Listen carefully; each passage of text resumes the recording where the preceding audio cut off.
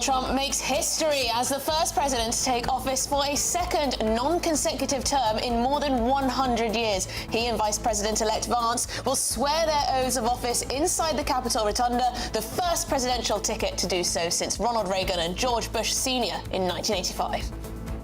Meanwhile, Keir Starmer sends his warmest congratulations to Donald Trump ahead of his inauguration, talking up Trump's long-standing affection to the historical ties to the United Kingdom. But will Prime Minister's newfound love bombing work? Or is Britain once again at the back of the queue?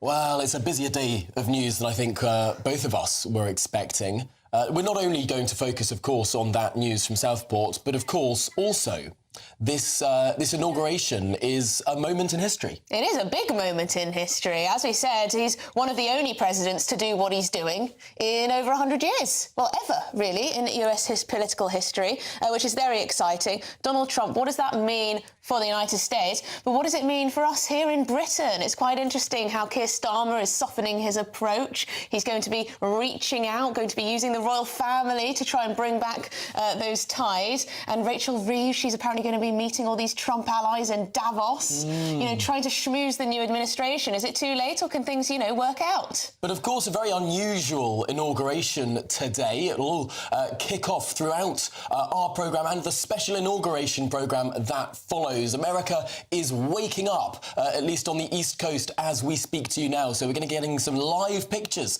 as the Capitol is transformed and starts to fill up with all of those invited individuals to the inauguration. Absolutely. Well, GBNews.com/your say. Get in touch throughout the show, but let's get the headlines with Sam.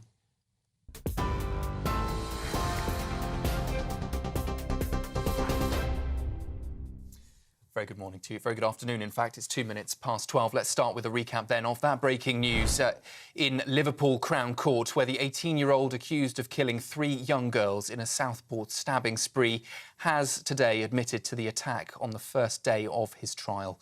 Axel Radicabana pleaded guilty to the murders of 9-year-old Alice da Silva Aguirre, 6-year-old BB King and 7-year-old Elsie Dot Stankham. The victims were killed during an attack at a dance class in Southport on the 29th of July last year. Radicabana has also admitted to the attempted murders of 8 other children and the dance class instructor and a businessman. In total, the attempted murder of 10 people, in addition to the murder charges of those 3 young girls. Well, he will be sentenced on Thursday of this week after also pleading guilty to additional charges of possessing a knife, producing a biological toxin, ricin, and owning a terrorist manual. Plenty more on that breaking news with our Home and Security editor, Mark White, later this hour. Turning now, though, to the United States, where Donald Trump is set to call for a revolution of common sense in his inaugural address this afternoon. That's as he ushers in what he describes as a new era of national American success. Just 2 months after his extraordinary election comeback, Trump will be sworn in as the 47th President of the United States, with the ceremony being held indoors due to the bitterly cold weather. Returning to the White House after a turbulent 4 years marked by legal battles and assassination attempts, Trump will be joined by a number of world leaders. And in his speech, Trump is expected to lay out plans for mass deportations, steep tariffs and slashing the size of the federal government. But starting tomorrow, I will act with historic speed and strength and fix every single crisis facing our country. We have to do it. And as of today, TikTok is back. The American people have given us their trust, and in return, we're going to give them the best first day, the biggest first week, and the most extraordinary first 100 days of any presidency in American history. Well, let's take you live now to scenes in Gaza, where the fragile ceasefire is now into its second day, with 3 hostages reunited with their families, including the British-Israeli Emily Damari. Her mother, Mandy, says her daughter is the happiest girl in the world after 15 months in captivity came to an end, and described their reunion as the hug she'd dreamed of. She says Emily is recovering better than expected, but needs time to heal with her family.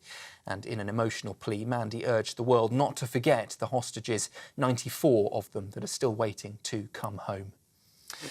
Earlier, the Foreign Secretary David Lammy said the ceasefire in Gaza is a crucial geopolitical moment, but he warned the focus must now shift to creating a political horizon for Palestinians. I'm thinking of the 95 hostages that are still held. This is a fragile deal. It's important that we get to the second and third phase. We need a political process. We've got to roll up our sleeves. Israel's got to have security if it's going to step back and out of Gaza, of course. And if we are to reconstruct Gaza along with Arab partners and others, we've got to be sure that in 20 years' time this isn't happening again. That's why you need a political horizon, and our belief is you only get that through two states. Members of the House of Lords are calling on the Prime Minister to urgently reform what they've described as financially unsustainable health benefit systems. They say benefits assessments are too lenient and urgently need face-to-face checks. It comes as spending on disability and incapacity benefits has now risen over 40% since 2013 and now costing £65 billion. That is more than the entire defence budget. Peers claim tougher reforms could save £10 billion by returning 400,000 people on sickness benefits back to work. Humberside Police say they have sent a file of evidence to the Crown Prosecution Service following a meticulous 10-month investigation into a funeral home in Hull. 35 bodies were removed from legacy independent funeral directors last year. It left many families questioning whether the ashes they'd received were those of their loved ones. 2 people are on police bail after being arrested as part of a huge inquiry. And today is Blue Monday, the so-called gloomiest day of the year. But is it really? Well, the idea began in 2005 when a travel company argued that happiness levels hit rock bottom because of the cold weather, the shorter days and post-holiday blues. But experts say there's no science behind the idea, just clever marketing. But it does shine a light on the struggles of winter, from failed New Year's resolutions to wishing you could hibernate until spring. Wouldn't that be nice? Those are the latest headlines. I'll be back with you in half an hour. Now, though, it's over to Tom and Emily. For the very latest GB News direct to your smartphone, sign up to News Alerts by scanning the QR code or go to gbnews.com/alerts.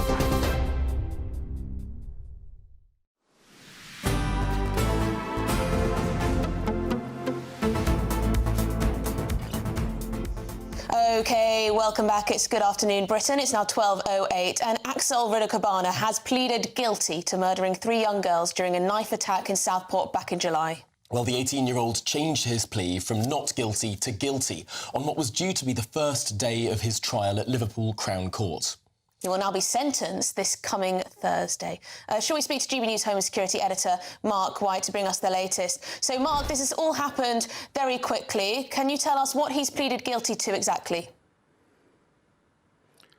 Yeah, surprise development. We were all set for a 4 to 6 week trial with the jury being sworn in today. But at the start of proceedings, the lawyers for Axel Rudakabana said that he had pleaded guilty to those charges, the charges of 3 murders, the murder of B.B. King, Elsie Dot Stankham and Alice de Silva Aguirre, as well as the attempted murders of 10 others, 8 young girls and 2 adults. There are a further 3 charges that he has pleaded guilty to: possessing a knife, also the possession of documents likely to be useful to a terrorist or in the preparation of terrorist acts, namely a document relating to the terror group Al-Qaeda, and also producing the biological toxin ricin, a quantity of that deadly toxin,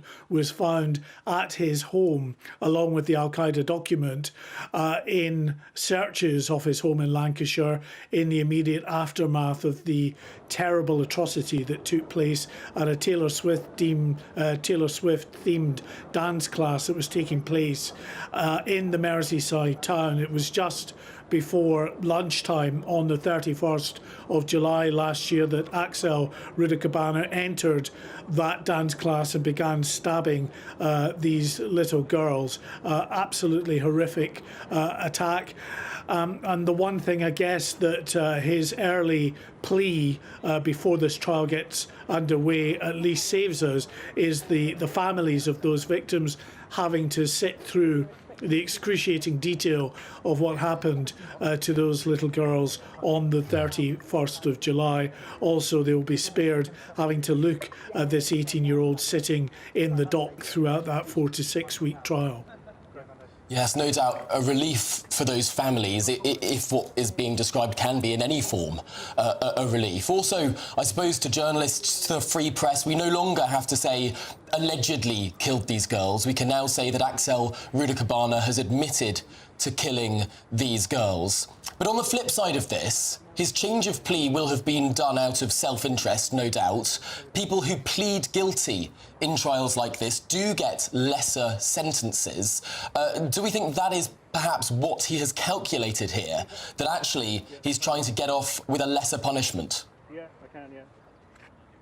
Well, that may well be the case, that lawyers have finally managed to persuade him that pleading guilty is the best way forward for him, given the overwhelming evidence against him. And you're right, that will lead to an automatic discount on his sentence. The fact that he is under the age of 21 as well will mean that it would be very unlikely that he would ever have received a whole life tariff, in other words, spending the rest of his life behind bars. But there is no doubt that the sentence that is handed down will be very significant, the minimum sentence that he will have to serve before being released. Now, that sentencing hearing is taking place this coming Thursday, but there are some unanswered questions, really, that we all want to know, which is the motivation behind this. The police and the prosecution lawyers have been very reluctant to go into a great deal of detail, except for the fact that they have said all along that they have found nothing in terms of the motivation that points to a terrorist motivation. It seems a bit counterintuitive to say that, given that, of course, one of the charges relates to the possession of a terrorist document and is a charge under the Terrorism Act. But what the prosecutors say is you can possess these kinds of documents without necessarily having a motivation that is aligned to a particular terrorist group or cause. That they seem not to have found thus far. Whether that was going to come out in any more detail in the trial, I'm not so sure. But hopefully we'll maybe get an indication of some kind of motivation for the terrible events that happened in Southport in July of last year, because when we get the sentencing hearing, what is commonplace at these hearings, especially if we've been denied a trial, is that we will get a précis of what has happened and what the prosecution case against this individual was that he has now pleaded guilty to. So we should learn in a bit more detail. Of course, this whole episode was highly controversial, not just because of the absolutely horrific nature of the attack and the real sense of profound loss and sympathy for the families of those young girls, but also because of the anger that sparked in the community, that then led to disorder, first in Southport, that spread to multiple locations around England and even Northern Ireland over the space of that coming week, the following week. And a lot of the anger was fueled by some social media posts. It turned out to be partly, at least, inaccurate, describing him as an asylum seeker having come over on a small boat. Well, his parents were asylum seekers who were granted refugee status after fleeing Rwanda after the genocide there, but he was born in the UK, born in Cardiff. But as I say, more detail like that, hopefully the motivation behind these horrific events will come out during the course of that sentencing hearing on Thursday. But Mark, could it be that we find out less about the motivations, why he chose this dance class, this particular Taylor Swift-themed dance class, the reason why he travelled all the way there to commit this heinous crime, the reason why he had these documents relating to jihadi terrorism, the reason why he had this ricin and so on? Will we, because there is no full trial and it will go straight to sentencing, could it be that we actually find out less? Well, it's always a possibility. We'd like to think that that won't be the case, that the authorities will now be very forthcoming in what they know or suspect may have been the motivation and any other sort of key pertinent factors in this case, because clearly there is a great deal of concern within the wider community what unfolded, as I say, in Southport that led to this very significant unrest around much of the country.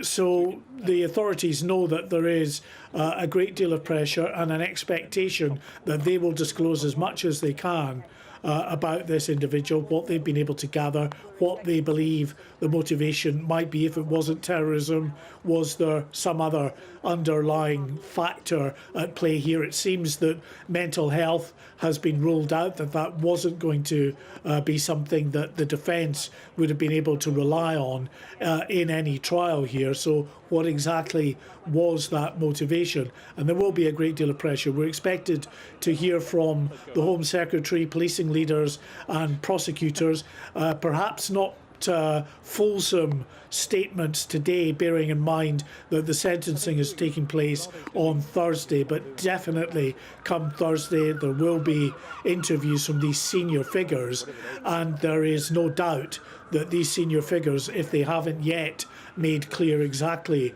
what they believe the motivation might have been by then, they will be under enormous pressure by those journalists asking the questions to reveal what they can. Well, thank you very much, Mark White. Do stay with us. And indeed, if you are just tuning in now, we're covering the news that the 18-year-old Axel Rudakabana has pleaded guilty. He's changed his plea from not guilty to guilty around that knife attack in Southport back in July. He's admitted guilt to murdering 3 girls and attempting to murder many more. Well, should we get some more analysis now with the former Met police officer, Chris Phillips? Chris, thank you very much indeed. This appears to have come as a bit of a surprise. We were hearing that things weren't going to really start till tomorrow, expecting a 4 to 6 week trial. Now we get this guilty plea. What are your thoughts? Well, I think, I mean, clearly he committed the killings. The issue really was all around mental health and possibly his only means of getting away with this kind of incident. So I think possibly the judge has not allowed him to use that, or there's been something behind the scenes that's made that improbable. And thus, his only real answer is to plead guilty. And now, I think now is the time for the journalists to start really poking the bear, if you like, to find out exactly his motives and what it was all about. Yeah, of course, it has been very frustrating for many journalists, really, ever since the beginning of all of these proceedings. You're not allowed to say that this guy did it until the trial is over. Well, now, for the first time, we can say that this guy did it, that Axel Rudakabana killed those girls. That is now a definitive fact in law, which is quite freeing to say. But as you say, Chris, this leads to a whole host of new questions being asked. Firstly, what do you expect may happen when the sentencing takes place now this Thursday? Well, first and foremost, he won't see the light of day if all goes to plan. I think the likes of Nigel Farage and others who actually made some statements earlier have been proved completely accurate. And this guy was clearly a terrorist. Just by the simple fact that he had rice in, he also had the Al Qaeda playbooks, if you like. Of course, we understand. We understand the prosecutors aren't pursuing that charge of terrorism. There is this sort of peculiar two halves to it. He possessed a terrorist manual, but they haven't been able to find evidence that perhaps he was a fanatically religious person. Do you mean perhaps terrorism in the way the Americans would describe it? That it doesn't have to be sort of he doesn't have to be a member of Al Qaeda to perform something that is terrorising? Because I suppose if you wanted to kill a lot of people, you might download a whole host of manuals online. Yeah, but actually just downloading the manual makes you commit a terrorist offence. So you know, there are lots of questions that will be asked, I'm sure. Hopefully a little bit more openness will come from those in authority to tell us exactly what the situation was. But listen, ricin is a known terrorist attack methodology. It's been used many, many times, going back actually to Georgy Markov, who was poisoned by a ricin dart, you'll remember, from an umbrella on London Bridge in the 70s, I think that was. So ricin has been a consistent a terrorist method. If you download the documents and you're reading them, etc., you are committing a terrorist offence. And he then went on to kill these poor innocent girls. And, you know, I'm sure we all hope that he never sees the light of day again. Yeah, it's quite odd, isn't it, that it wasn't being treated as a terror incident. But we'll find out more, as you say, about the motivations and what exactly will come with the sentencing remarks and everything else. But in your experience, how does it feel for victims' families when the perpetrator of the crime does decide to plead guilty? So they were expecting a long trial process. Apparently they didn't turn up today because they were thinking nothing would happen till tomorrow. But now to know that they don't have to go to the court until the sentencing on Thursday morning, they don't have this long protracted process of a trial and all the hearings, etc. What must that be like for the victims' families, do you imagine? Well, it is a double-edged sword, isn't it? The fact that there won't be a trial with all the gruesome details coming out in open court is probably a good thing. They won't be hauled over the coals for weeks on end, sitting having to listen to this man talk his nonsense. So there are good bits of that, but of course they also haven't really had the chance to look him in the eye and hear him say that he's guilty. I mean, you just can't put yourself in the position of these parents and those poor children that have suffered this. And that is the reason that we hate terrorism so much, is that it is always the most innocent people that are taken like this. Yeah, it's a particularly gruesome. I remember reporting on the day that this happened, and we were getting sort of drip-fed information. We heard there'd been an incident. We heard that there'd been a terrible stabbing, and then we heard it involved school children, and then we heard the ages of the girls involved, and just every single step along reporting that afternoon, it became more horrific. And more horrific yet. It is, I suppose, the worst form of crime that an individual can commit, taking such innocent life away. But because the man is under the age of 21, over the age of 18, but under the age of 21, and because he has now pled guilty rather than not guilty, he will get a lesser sentence than otherwise would have been the case. Well, he will get some benefit from the fact that he's pleaded guilty, but these offences are so horrendous that I hope the judge sees through that and sentences for a whole life term. I mean, that's clearly what the public want. You know, and I do think that we as a society have to ask ourselves, if we can't protect little children like this from these monsters, then we need to change what we do and how we do it. And people that commit and want to commit these kind of offences really need to be in prison before they get the opportunity. Yeah, and Chris, I don't know if you know, but would there be any mention of the riots and the disorder that broke out after this horrific incident in the sentencing remarks? Would that be mentioned at all, do you suspect? Well, it may well be mentioned, but it shouldn't really affect the sentencing. The sentencing should be the strongest possible available to the judge. And in previous years, that would have been the death penalty. It's not now, and I think the public deserve and want the harshest possible treatment and sentencing for a person that would do anything like this. You mentioned there that we should really stop these events before they happen. I suppose one of the question marks that will be raised, that will be raked over through the press, which has now been unmuzzled given this guilty plea, I suppose we'll learn whether or not there were red flags that the authorities picked up on, whether or not there were instances in the weeks or months leading up to this horrific event when things could have been stopped. Yeah, we'll always do that, and hindsight is always a perfect view of things, isn't it? I mean, we do need to look at what he's been up to. Of course we do. We need to look at who he's been talking to, where he's getting his inclination to do these sort of things, but also, you know, and this is the most difficult thing around terrorism, is motivation. Why would he do this terrible act? I mean, it's just indescribable. And where did he get the thoughts from that to do that? You know, why would you attack a creche or a nursery rather than, you know, drive your car down the street? And we have got an awful lot of people in the UK, with mental health issues, yes, but also those inclined towards violence. And we as a society need to allow our police to do their job, and we need enough prisons to put these people in so that they don't commit these, rather than that we're talking about offences that have taken place. Yeah, you'd hope that given this man clearly procured ricin, that could have been a rather big red flag. And could that have been spotted earlier? Could this man have been placed behind bars many, many months before those terrible incidents of the summer?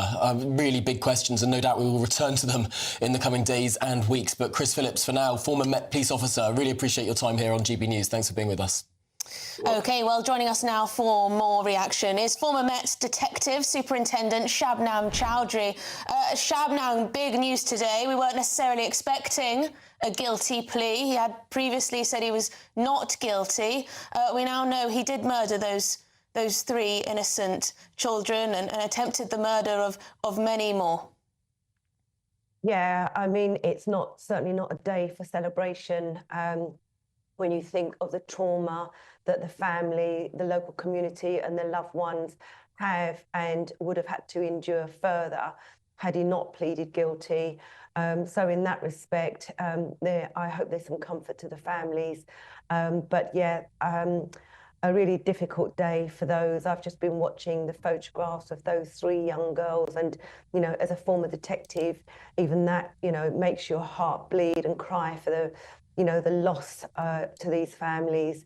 But I suspect there's going to be a huge amount of questions being asked in respect of this monster who's committed these horrific crimes and how society moves forward. Yeah. Yeah, so this was, of course, a horrific event, and just in December, we had Axel Rueda-Cabana enter a not guilty plea. What are the circumstances that could have changed between December and now? Where are we? The 20th of January, just these 2 months, when things have clearly changed, either in the head of Axel Rueda-Cabana or the calculation of his legal team. Yeah, am I right in thinking that the law changed recently in respect of perpetrators, offenders coming into court? I can't remember if that law has actually been passed or not, but in any case, it could possibly have been the fact that, I don't know, maybe he didn't want to sit in this trial for 4 weeks. You notice that he's always got his face covered, so hiding from public view. But it possibly more likely that his team, the defence team, would have gone through that evidence with him, and you know, that might have prompted his final decision. And it could have been an overnight decision, we don't know, but certainly it was very, very quick and extremely unexpected. And I suspect when they have the sentencing, which will be very long, a lot more information will come out in respect of him, his past history, his background.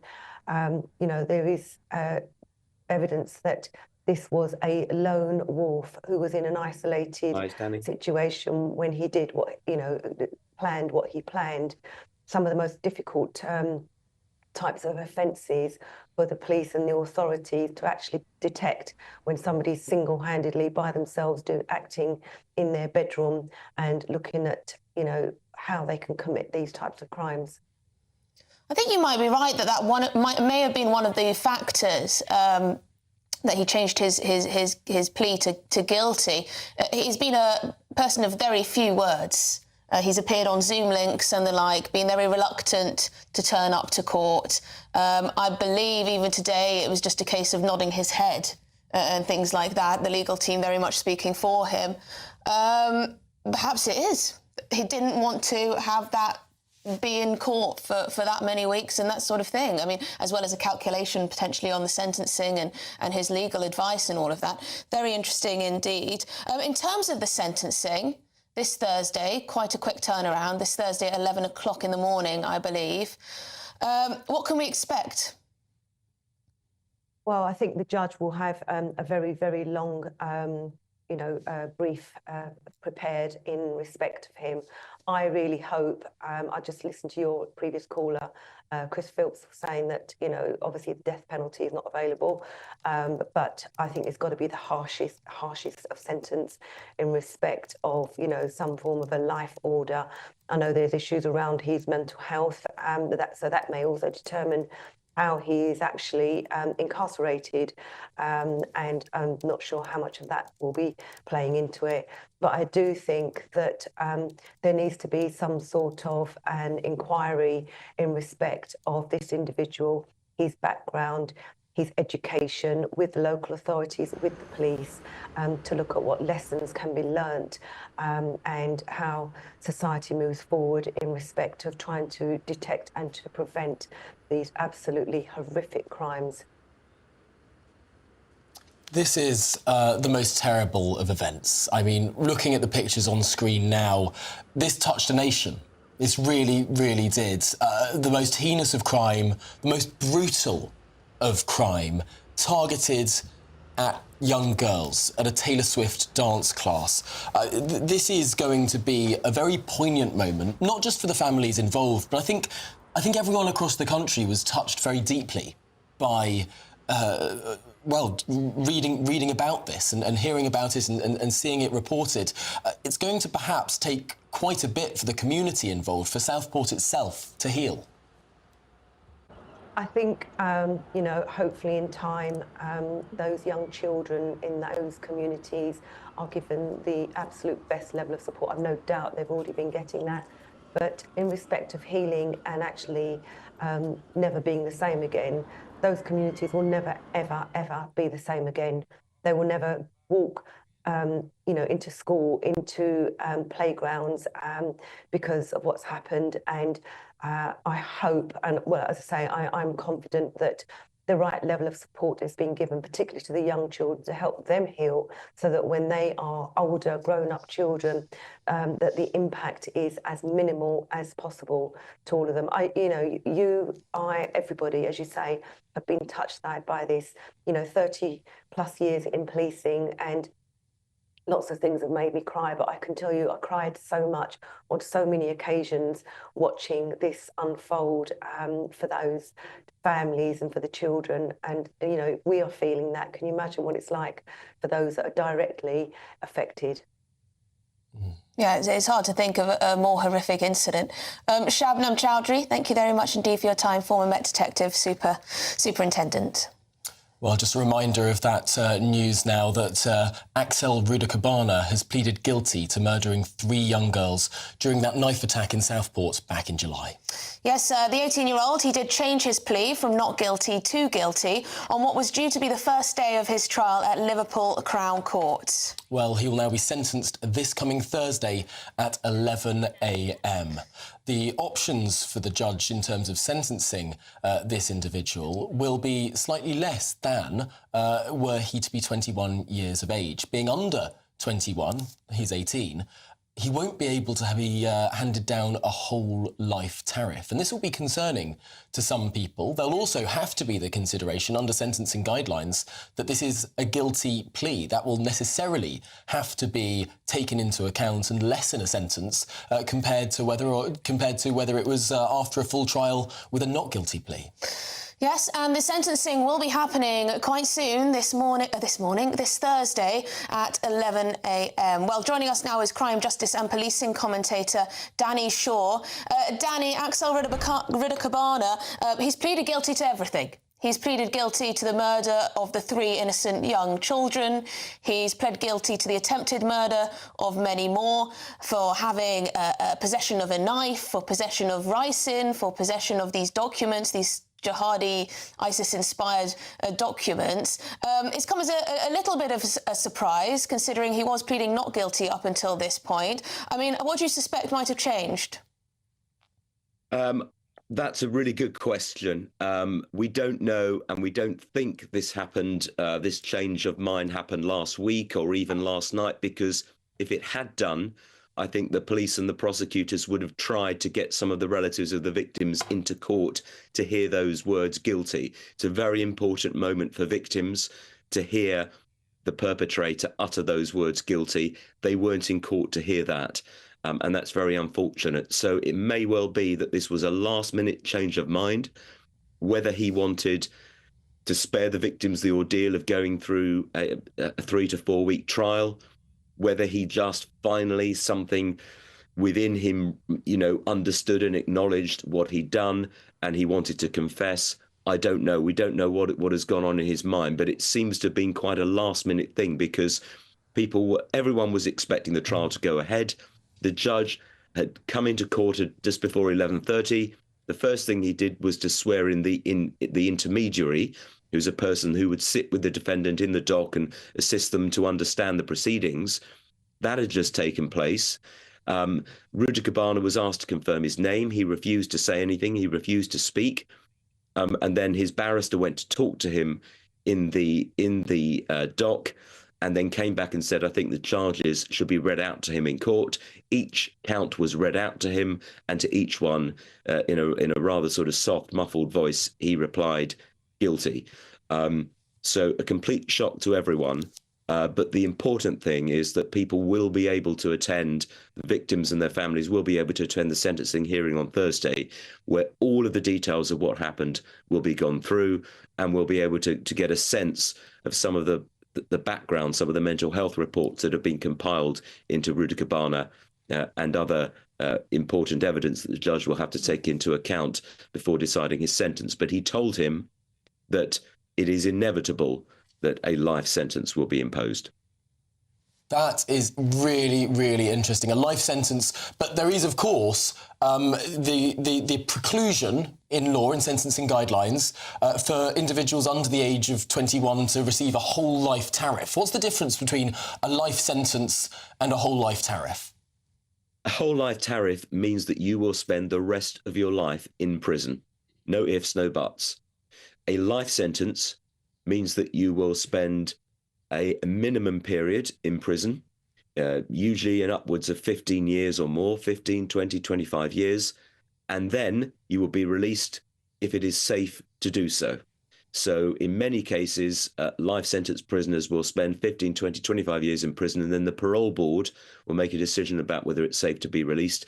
And so, there are life sentence prisoners who are released from their sentence, and they go and live the rest of their lives in the community. They are always under license in the community, so they're always at risk of going back to prison if their behaviour gives cause for concern or if they commit another offence. So they're always on license for their lives, but they don't necessarily spend the rest of their lives in prison. He won't get a whole life order, because I don't think that will apply to him because of his age. And also remember, when he committed these offences, he was under 18. He was, in the eyes of the law, he was still a child, even though he's 18 now. Yeah, no, that was always the tricky nature of it, because originally we weren't going to be allowed to even report his name had he been tried as a child, although the decision was made by the judge, I believe, that actually because he was so close to the age of 18, the name would be released earlier than the letter of the law would ordinarily suggest. But there are some huge questions here in terms of what sort of leniency, I suppose, is perhaps the wrong word, but obviously pleading guilty will shave time off the sentence that he otherwise would have received had he continued to plead not guilty. Well, he will get some credit for that. I'm sure the judge will allude to that, but it's not going to be a lot of credit because he pleaded guilty at the last possible opportunity. You are entitled up to a third of your sentence if you plead guilty at your first court appearance. He didn't do that. He did it literally as the trial was about to commence. So he might get a small amount of credit. It's not going to amount to very many years. I think the bigger questions are about the state of his mental health, problems that he had in his background, and whether any of that is taken into account in the sentencing exercise, as well as his relatively young age. I think that the bigger question here is we need a full inquiry into what went on. We need a full inquiry to understand what led this young man to commit these awful crimes, whether there were opportunities missed. We know that he had violent tendencies at school. He may have had mental health problems. He spent, some months, years, I think, pretty much in isolation at the family home. That's really troubling. He had an interest in violence and extremism, quite clearly. We need to understand all of the background that led to these offences, and we need to understand it because there have been so many conspiracy theories out there about these crimes and what followed that it needs to be in the open. There is normally in these cases a safeguarding review. When any young person under 18 is involved in a serious crime such as this, there's normally a safeguarding review conducted. They aren't always published. And they're conducted sort of behind closed doors. We need this out in the open. Everyone needs to know the background to this, what happened, what lessons can be learned, what steps could have been taken to prevent this terrible escalation in offending. Absolutely, Danny. I think you're absolutely right. We do need to know the answers to all of those questions because some concerns have been raised by some of our viewers and others that without a full trial, we may not find out, all of the motivations. We may not find out about all the things that may have gone wrong in the past, whether, signs were missed and the like, as you say. I mean, is there a risk of that without a full trial and just going straight to the sentencing, that we don't find out everything that we might have done? Look, all of the evidence, all of the key points from the offences will be laid out in court on Thursday, and the judge, I'm sure, will be very keen that the prosecution does that. That's really important because there hasn't been a trial. Normally in a sentencing, the prosecutor will lay out the circumstances of the offending. During the sentencing exercise, you will hear about reports that have been compiled into his psychiatric condition and so on, whether he has a mental health illness or just problems and so on. So that will be laid out. I'm not convinced that a trial would have, uncovered more detail about the offending. We know very sadly and tragically what happened in Southport on the day. There are questions, I suppose, about why he had a terrorism training manual in his possession, why he had rice in his possession. It is possible that had he taken the witness box and given evidence, he might have been able to explain that. He's clearly not going to be able to do that, and he doesn't have to do that. So it's possible there may have been some detail that will be missed, but actually I doubt it. I think these are things that need to be uncovered by a trial because, my concern is that there are other young people like this who have a mix of mental health problems, not necessarily diagnosed illnesses, but mental health problems in the background, alienated from society. They pick up on things on the internet that appeal to them. They have some violent tendencies. I think there are many young people like that, and we need to understand the lessons from this if we can prevent further such tragedies. Certainly do. Now, Danny, I know that you will have seen, I've certainly seen all sorts of rumour, all sorts of, I don't know, sort of stories about this man's childhood, his schooling, which I'm not going to repeat on the television because we simply can't verify everything, and it will all come out in time. But if there were people who saw signs and didn't report those signs, if there were clear issues that were not taken up, could there be further trials off the back of this? Well, I mean, clearly, if you know, I don't think anyone else has been charged in connection with these offences. No. But if an inquiry uncovers the fact that there were people who covered things up or knew about him and didn't raise those, then that would be something, I suppose, that the police or the Crown Prosecution Service could look at. I mean, I think it's more about what contacts he had with the authorities. Did they do all they can for him?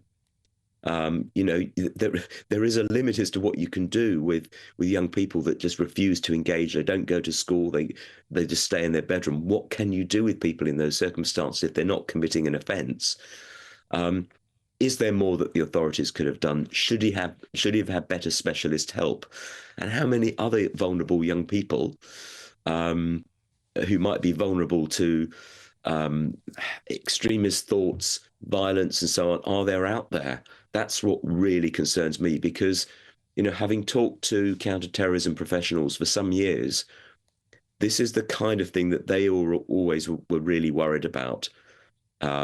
People sort of being people in their bedrooms, on the internet, alienated from society, who were thinking about some awful act that they were going to commit. And it may not fit the definition of terrorism, but it's the most extreme violence. And that's what's really troubling. Absolutely. I think those connections to terrorism and extremism really need to be explored further. Danny Shaw, thank you very much indeed, crime, justice and policing commentator. Well, we're going to now speak with our Home and Security editor, Mark White, who's been across this story, of course. And Mark, let's just recap what we know so far. What has happened today? Well, we were preparing for the start of what was to be a 4 to 6 week trial today. There was some legal argument, and that was to be followed by the swearing in, the selection and the swearing in of the jury. But just before proceedings got underway, an indication from the barrister of Axel Rudikabanu of a surprise decision by this 18-year-old to plead guilty to all the charges on the indictment against him. 3 charges of murder, 10 charges of attempted murder, a charge of possessing a knife, a charge of also possessing a document likely to be useful to a terrorist organisation or indeed for the planning of terrorist acts, namely an Al-Qaeda document, and also possessing a quantity of the deadly toxin ricin, which was discovered at Axel Rudikabanu's home address in Lancashire in the days following this attack. Pleaded guilty to all of those charges, and now instead of that trial taking place, it will be a sentencing hearing that will take place on Thursday, at which we expect that there will be family members attending as well. It will be an opportunity for them, of course, to see this man sentenced for these awful crimes, but an indication to them perhaps in a bit more detail of what exactly went on at that Taylor Swift themed dance class in Southport on the 31st of July last year, when just before midday this 18-year-old, 17 at the time, burst into this dance class and began stabbing all of these young girls. An absolutely horrific event that we know then sparked a great deal of anger in that local community, disorder the following day that then spread to multiple other towns and cities in England and even Northern Ireland. It was without doubt the most consequential story of last year, and there is a great deal of expectation, I think, in the wider community that we should know exactly what went on, what the motivation was, what the background of this individual is in terms of any signs of the kind of personality disorder, the violent tendencies that apparently he displayed, whether they were picked up on, if they weren't picked up on, why. Yeah, Mark, lots of questions to be answered. Very interested to know your thoughts on. So we were told initially that there was no connection to terrorism. Now, we are often told that when there's an attack like this or similar to this. Now we know that he's pleaded guilty to having this this documentation, this Al-Qaeda training manual type literature. Does that mean that this will be a terror offence?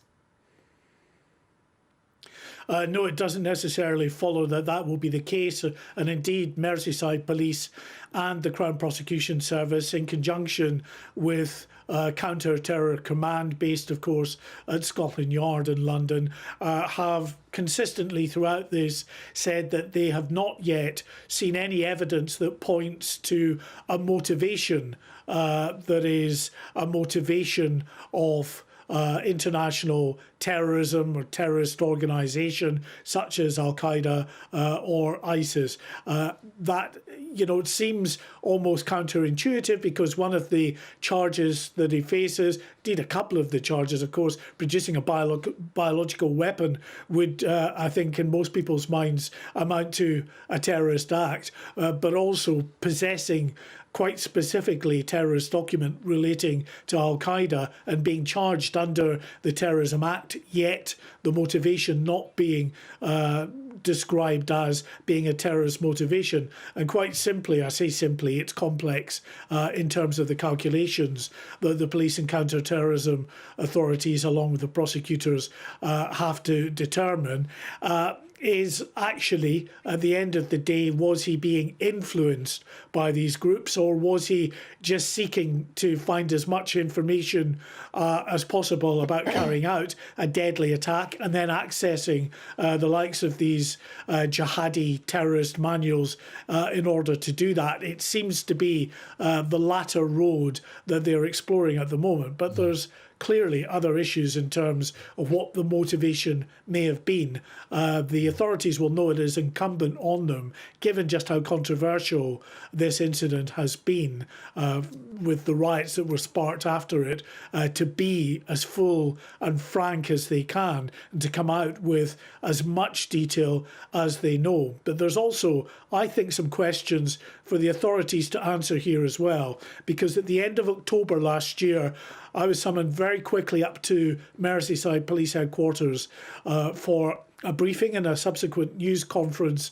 and statement from Merseyside Police about new charges that this man was facing. And those charges, of course, being that terrorism charge and also being that biological toxin charge as well.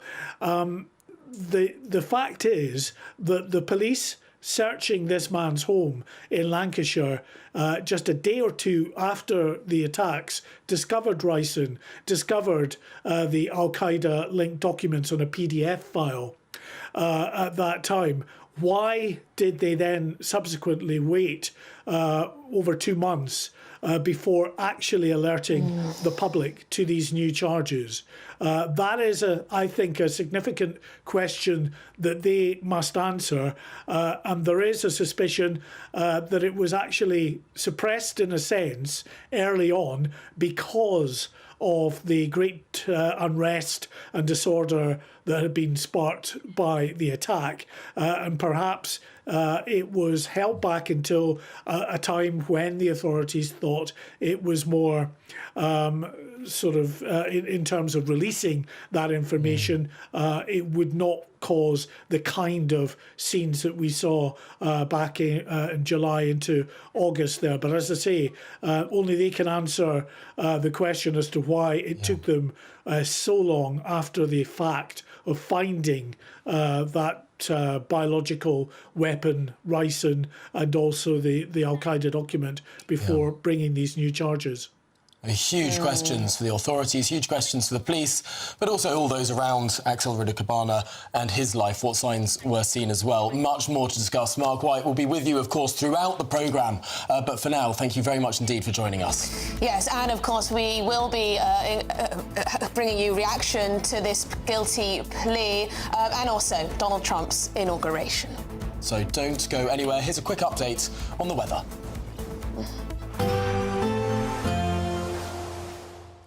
Lovely. Despite the morning rain, I'm going to go and have a it'll be little a wee, I nice, think. warm, cosy day ahead. Boxed heat pumps, sponsors of weather on GB News. Hi there and welcome to the latest forecast from the Met Office for GB News. It's another rather cloudy day out there for most of us. Rain for some as well, but it's going to turn brighter across parts of Scotland and Northern Ireland as the day goes on. We're going to see a cold front move through. That's going to slow down and stall across central parts of the UK, bringing thick cloud and outbreaks of rain, whilst skies actually clear across parts of Scotland and Northern Ireland. A few showers pushing in, especially to the northwest of Scotland. A brisk breeze here, but some decent sunny spells for the northeast of Scotland. One or two holes in the cloud further south as well, although southern parts of the UK will be plagued by a lot of low cloud. It's not going to be as cold as it has been in the south, but still temperatures a little below average in a few spots. Going into the late afternoon period, there will be some cloud breaks across southern parts, and where that happens, a chance of fog overnight. Further north, a lot of thick cloud, further outbreaks of rain and drizzle for much of the North Midlands, North Wales and Northern England. Further north again, and Northern Ireland, Scotland, seeing some brighter spells or clear spells as we go into the evening, and some showers also in the mix coming in predominantly to western Scotland. Overnight, very slow changes really, where we do have any clear spells across southern parts. We'll see a few mist and fog patches form, but otherwise it stays largely cloudy up and down the country, with a lot of low cloud through North Wales and Northern England, and hill fog to wake up to. Outbreaks of rain here. Showers coming into the north and west of Scotland again, as well as Northern Ireland. A few mist and fog patches here and there, most likely across southern parts, but they'll tend to fade away into the morning. Actually, it'll be a fairly bright day in the south, with some high cloud, but also some brighter spells. Scotland and Northern Ireland, likewise, sunny spells, one or two showers, but we keep the cloudy and damp zone across central parts. There will be a light breeze in the morning, leading to a warm front. Boxed heat pumps, sponsors of weather on GB News. There's just 2 weeks left to grab your chance to win our biggest cash prize so far. £50,000 in tax-free cash. How would you react if you won? Oh my God. That's a big surprise. Amazing. Just the best feeling ever. I'm in shock. That is absolutely fantastic. Thank you. For another chance to win, text cash to 63232. One entry costs £2 plus one standard network rate message. Or text bonus to 63232. 5 entries cost £5 plus one standard network rate message. Go to gbnews.com/win. Entries start from just £2. You can call 0903 681 3232. Calls cost £2 plus your network access charge. Or post your name and number to GB10 PO Box 8690 Derby DE1 9TT. UK only. Entrance must be 18 or over. Lines close at 6 p.m. on the 31st of January. Please check the closing time if listening or watching on demand. Good luck. Sunday with Michael Portillo from 11, only on GB News. Estelle, welcome to the show. Thank you. This was thought to be a Ruskin. Ruskin was a very considerable polymath, an artist as well as many other things. So, do you know why it was submitted for reappraisal? Was there a bit of a suspicion that it had been misidentified? No, as you say, it's a service that Christie's offer. You can submit an artwork that you have, so anyone can submit it and request an estimate, and then the auction house's appraisal service allows you space as well to describe it and ask for evaluation. And Christie's sort of looked at it behind the sheet of dirty old glass and recognised a sort of Turner-esque mood and feel and ambience about it. And because there was this close relationship between Ruskin and Turner, which is fascinating, we'll come on to that shortly, but they sort of felt, well, the brushstrokes are very strong, the line is very economic, and the colour of the palette seems to be rather Turner-esque. And then they called in a specialist paper historian who confirmed that actually the paper that was used was one that Turner favoured himself. So yes, it was originally considered to be by Ruskin, but then we discovered something more magnificent. And don't forget, what's really interesting, now it's for sale. The lucky buyer is not just buying a picture. The lucky buyer is buying a life story, a relationship that actually changed the course of art history because of the relationship between Ruskin and Turner themselves. GB News, the People's Channel.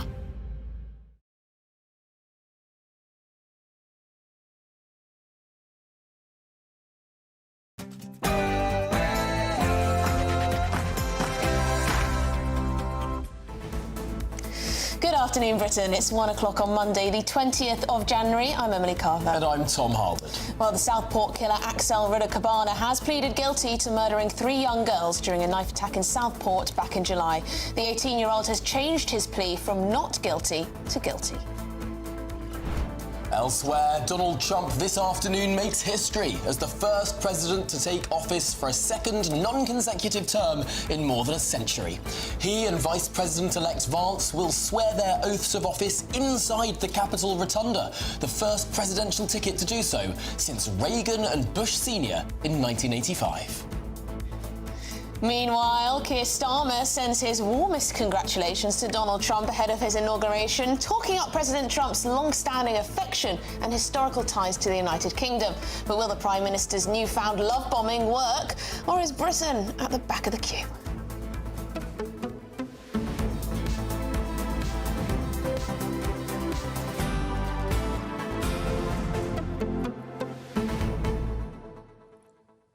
So a bit of a surprise today, just before coming on air. Axel Rudder-Cabana, difficult name to say, but we got there in the end, has, of course, changed his plea from not guilty to guilty. This negates the need for a 6-week trial, perhaps, and means that the sentencing will now take place on Thursday at 11 a.m.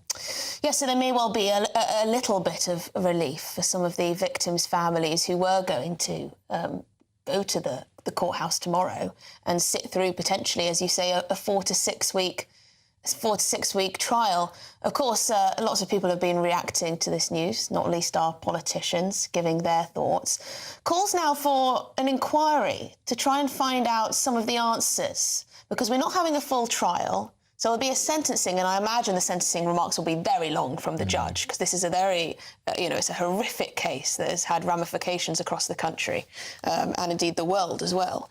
But inquiry to answer, what did the authorities know and when? When were we told things? What was the motivation behind this seemingly random attack? What did the local authorities know about this young man? Could something have been picked up? And of course, had this not taken place, would we have been subject to a ricin attack? There's some suggestion that that's what was being planned initially. And then there's the question, why did he switch to indiscriminate stabbing at a little girl's Taylor Swift dance class? So many questions to be answered. And I think the calls for an inquiry will only grow, because the interest in this case is like nothing we've ever seen before. No, let us know your thoughts. gbnews.com/your say. As we said, the sentencing will now be as soon as this Thursday at 11 a.m. But it's your headlines with Sam Francis.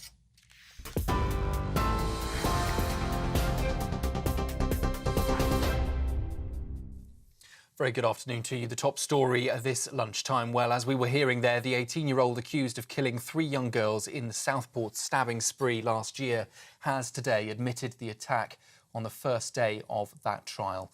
Axel Rudder-Cabana pleaded guilty to the murders of 9-year-old Alice Da Silva Aguirre, 6-year-old BB King and 7-year-old Elsie Dot Stankham.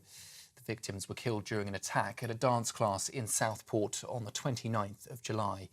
Radicabana also admitted to the attempted murder of 8 other children, the dance class instructor and a businessman. He'll be sentenced on Thursday of this week after pleading guilty also to additional charges of possessing a knife. And we're going to just cross live now to Liverpool Crown Court, where a statement is being given. Hopefully we can bring the sound to you here as we take a listen in to this statement following King and Alice de Silva Aguirre, as well as the attempted murder of 10 others, including Leanne Lucas and John Hayes. This was an unspeakable attack, one which has left an enduring mark on our community and the nation for its savagery and senselessness. At the start of the school holidays, a day which should have been one of carefree innocence, of children enjoying a dance workshop and making friendship bracelets, became a scene of the darkest horror as Axel Rudakabana carried out his meticulously planned rampage. It is clear that this was a young man with a sickening and sustained interest in death and violence. He has shown no signs of remorse. The prosecution was determined to prove his guilt, and I am deeply grateful that today's plea has spared the families at the heart of the case the pain of having to relive their ordeal through a trial. Today, our thoughts are with all those whose lives were altered by what happened on that day. Most of all, we think of Elsie, of Bibi and of Alice, the 3 beautiful young girls whose lives were cut short, and wish strength and courage to their families who loved and cherished them. Thank you.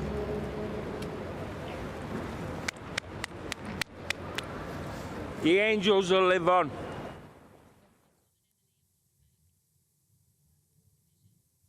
Well, there we were hearing some words from the prosecution in the case of this trial of Axel Rudakabana in Southport.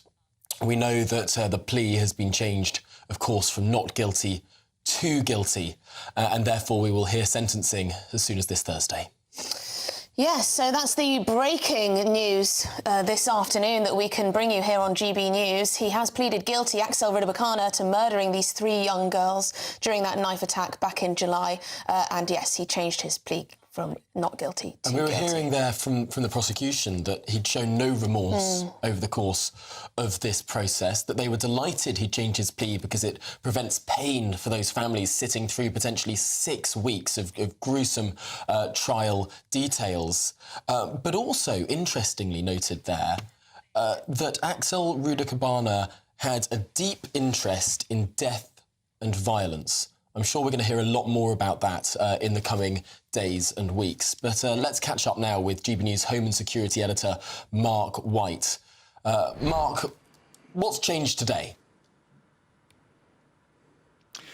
Well, it was just before this trial was to get underway that we got that surprise decision by Axel Rudakabana to plead guilty to all the charges that he faced. And just picking up on that point you mentioned there, that is one that stood out to me.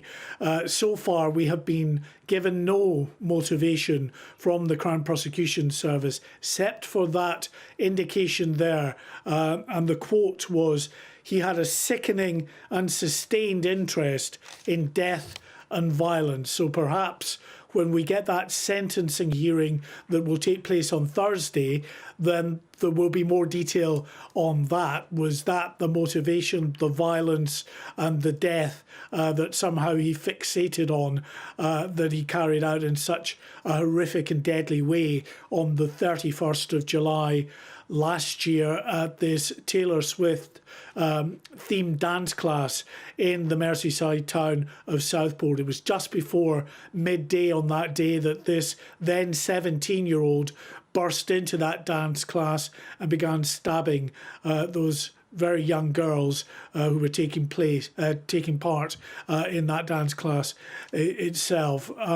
It will, as the Crown Prosecution Service said there, at least save the families from having to sit through 4 to 6 weeks of often harrowing evidence, detailing, of course, the horrific injuries that these young girls and 2 adults suffered at that event. So they will be spared that. They will be spared having to look at this young man in the dock day after day over the 4 to 6 weeks of any trial. But in doing that, you know, there will be, from the parents' point of view and indeed the wider public, a need to learn as much as they can about what happened on that day and why on earth anyone could be motivated. There is no motivation, no justifiable motivation for what happened, of course, but an understanding at least of what was going on in this young person's mind, and also whether there were opportunities further back in the sequence of events to get on top of this situation and what this young man may have been planning, indications that he may well have had an antisocial personality disorder, that he may well have had violent tendencies that were known about long before the events in Southport. And if that is the case, then what efforts, if any, were made to try to address that and to try to deal with this individual before he turned violent? And that claim we just heard that he's shown no remorse at all. Just reading some of the notes from today, how he remained seated in the dock as he entered his guilty pleas, how he spoke through an intermediary, he wearing a grey tracksuit, a surgical mask, just nodding, refusing to speak himself. I mean, that does indicate, yes, a troubled person, of course, but also someone who perhaps doesn't wish to take responsibility. If you tried to speak to me, I can't hear you at the moment. My sound's gone. Oh, I'm sorry, Mark. There's clearly an issue with our communication. We'll be back with you as soon as possible. But for now, let's just recap what has gone on today, because Axel Ruda-Cabana has changed his plea from not guilty to guilty. We can now say definitively that Axel Ruda-Cabana, the now 18-year-old, originally from Wales, born to Rwandan parents, living in the Southport area, killed 3 girls over the summer at a Taylor Swift dance party and tried to kill many more.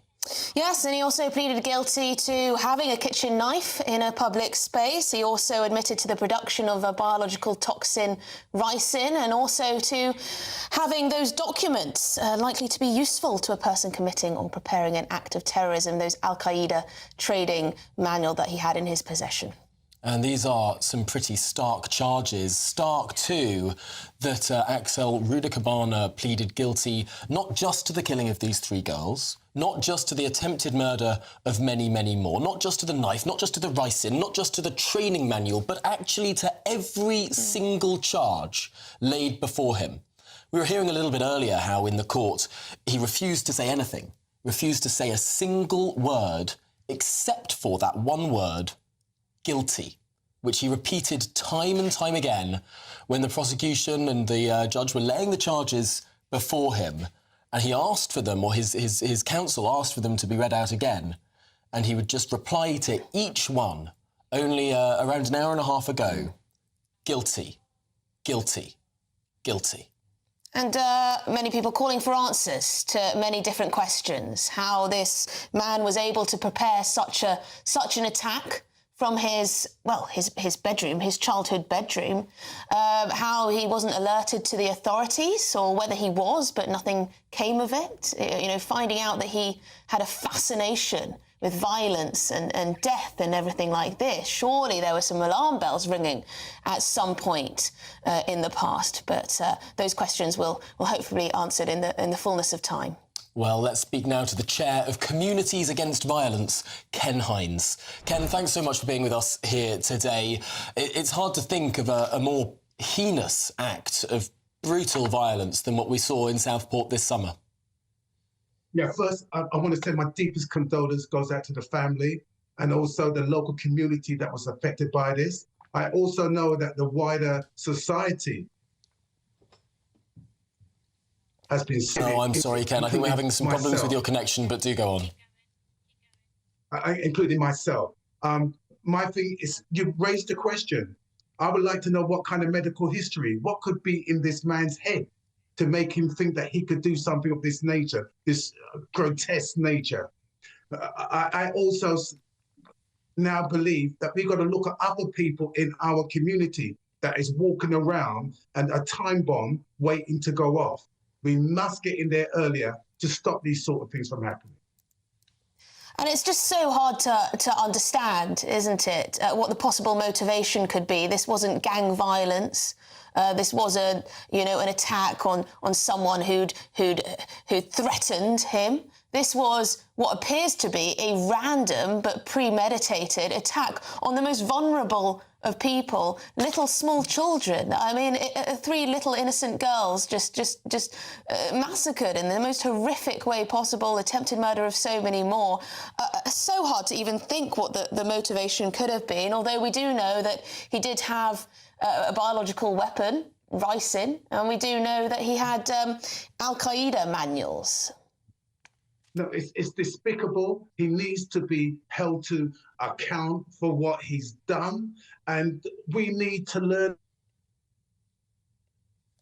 lessons from it. To be flagged up earlier that could have avoided this. We need to learn the lesson and take that and embrace that. I often do street patrol, a street engagement, where I look into people's eyes, because you never can tell what is going on in somebody's head. But what you can see in their eyes, that if they are about to do something, so at least I can step in and safeguard myself and people around me. No, really, really significant stuff. Ken Hines, thanks so much for joining us and talking through your perspective there, Chair, of course, of Communities Against Violence. OK, well, we can now go back to GB News Home and Security Editor Mark White. Mark, thank you very much for staying on the line for us on this. Just remind our viewers and listeners what's happened today. Well, it was a very surprise announcement. The barrister for Axel Rudikabana, just before the start of proceedings at Liverpool Crown Court, announcing to the judge that he should put the charges to his client once again. And as the judge did that, he got guilty pleas to all of the counts that Axel Rudikabana faced: the murders of 3 young girls, the attempted murders of 10 others, including 8 young girls and 2 adults, the possession of a knife, the possession of a deadly biological toxin, namely ricin, and also the possession of documents likely to be useful to a terrorist or in the preparation of terrorist acts, namely a PDF file relating to the terror group Al-Qaeda. And so that will save the families the ordeal of a 4 to 6 week trial, in which, of course, they will have to listen to some very harrowing evidence about those who were killed and those who were injured during this deadly rampage at that Taylor Swift themed dance class in Southport on the 31st of July last year. But there will be an imperative, I think, on the part of the authorities to reveal as much detail as they can about what they think is the motivation behind this terrible attack. We heard from the Crown Prosecution Service there in just a brief statement. We're likely to get a more fulsome statement from the Crown Prosecution Service, from the Home Secretary, from the police, probably after sentencing on Thursday. But it was interesting listening to the Crown Prosecution Service saying that this man had an obsession with death and violence, and that it seems may have been a motivating factor in the deadly attack that took place on the 31st of July. But still, I think some questions for the authorities that will need to be answered probably will not be, of course, addressed in the sentencing hearing next Thursday, but questions around why it took them so long to add these additional charges, a terrorism charge and a charge of possessing the biological toxin ricin. Only the authorities can answer that, and those questions absolutely will be put to them by GB News and other journalists in the coming hours. Absolutely huge questions of transparency, of due process, of doing things by the book. Were things held back? And actually, frankly, did some of the violence that we saw in our streets over the summer emanate from a lack of information rather than too much information? Was an information vacuum partly to blame there? I do want to pick up on something that the Crown Prosecution Service said, though, Mark. We've referred to it a couple of times. Sickening and sustained interest in death and violence. Clearly, for some time in this individual, he was almost 18 when he carried out the attack. It reminded me of another horrific murder that we've reported on here on GB News involving young people, the 16-year-olds Scarlett Jenkinson and Eddie Ratcliffe, sentenced last year, who also had this sickening and sustained interest in death and violence, watching murder videos on the dark web. I wonder, is there a growing sense that there are some young teenagers in this country that are more emboldened to do sick and evil things than we've seen before? Is this a growing problem? I think that's a very good point that you mentioned there, Tom. I was at a briefing last year, the end of last year, a counter-terrorism briefing, in which the authorities at Scotland Yard expressed some real concern about a new and emerging threat, which is of young people in particular who are not necessarily affiliated or aligned to any terrorist group, but do have these violent and macabre tendencies, but seek to carry out attacks and want to carry out attacks as they see it in the most effective way. And what they will often do, as may be the case here in the Southport attack, is to seek out information in the likes of the Al-Qaeda handbook, that PDF that he possessed, in order to carry out a more effective attack, but not necessarily being aligned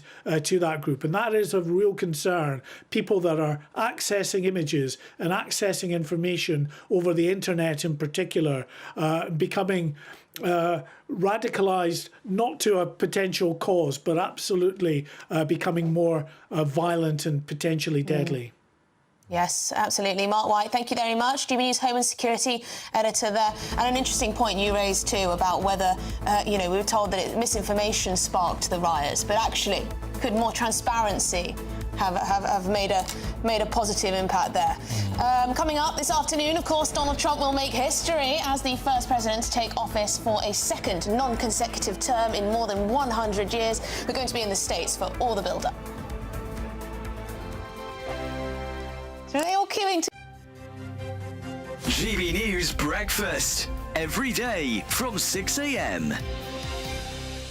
Tell us about the backlash situation, first of all. Yeah, so the Duke and Duchess of Sussex visited a local food distribution centre, handing out food parcels to those who have been displaced or emergency service workers as well. And they happened to be captured by a local news crew. I think it was a Fox News crew. It's part of World Central Kitchen. That's a charity that they have supported for a number of years now, who've been doing this food distribution things. Whether or not it was a photo op, it's really unclear. I don't think we're ever going to get the answer to that. They didn't look like they were made up to look glam for the television. It looked genuine, but of course we know Meghan is an actress as well. So I'll let you make up your own mind on that one. But then we found out very late last night that the Duchess has asked Netflix to postpone her new lifestyle programme, and the Duchess has released a statement actually, and she says, "I'm thankful to my partners at Netflix for supporting me and delaying the launch as we focus on the needs of those impacted by the wildfires in my home state of California." She thinks it would be inappropriate to launch a glossy programme where she's in a $5 million mansion cooking food. It's an 8-part series, and hopefully by that time these fires will be well and truly extinguished. Well, they're also getting criticism in the US as well from Jason Bateman's sister, that's the actor, talking about that photo opportunity that people are calling it, saying that Meghan Markle and Harry are no better than ambulance chasers and they're disaster tourists. It is difficult, isn't it, for Meghan and Harry trying to find their place in the world. Are they media, entertainment personalities, celebrities, and doing Netflix and all the rest of it? Or are they going to be humanitarian workers like perhaps being members of the royal family would be? And I think at the moment they're kind of straddling those two different worlds, aren't they? GB News, the People's Channel.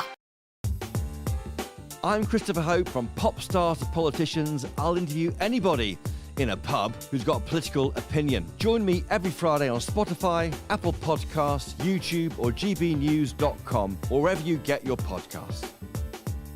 This is GB News, the People's Channel. If you want your news to be straight talking, this is a nightmare for the Conservatives again. Down to earth. It's not just Nottingham where this is happening, is it? And most importantly, honest. Hard-working, middle-class taxpayers, they'll get their book thrown at them. They catch me, Martin Daubney, Monday to Friday, 3 till 6 p.m. on GB News, Britain's news channel. Headliners on GB News 11 p.m. every night. It's got 3 top comedians going through the next day's newspapers so you don't have to read them, which is great. That's a good point. He's lying. I mean, maybe he's not lying. That's Headliners every night from 11 p.m. and 5 a.m. as well on GB News, Britain's news channel.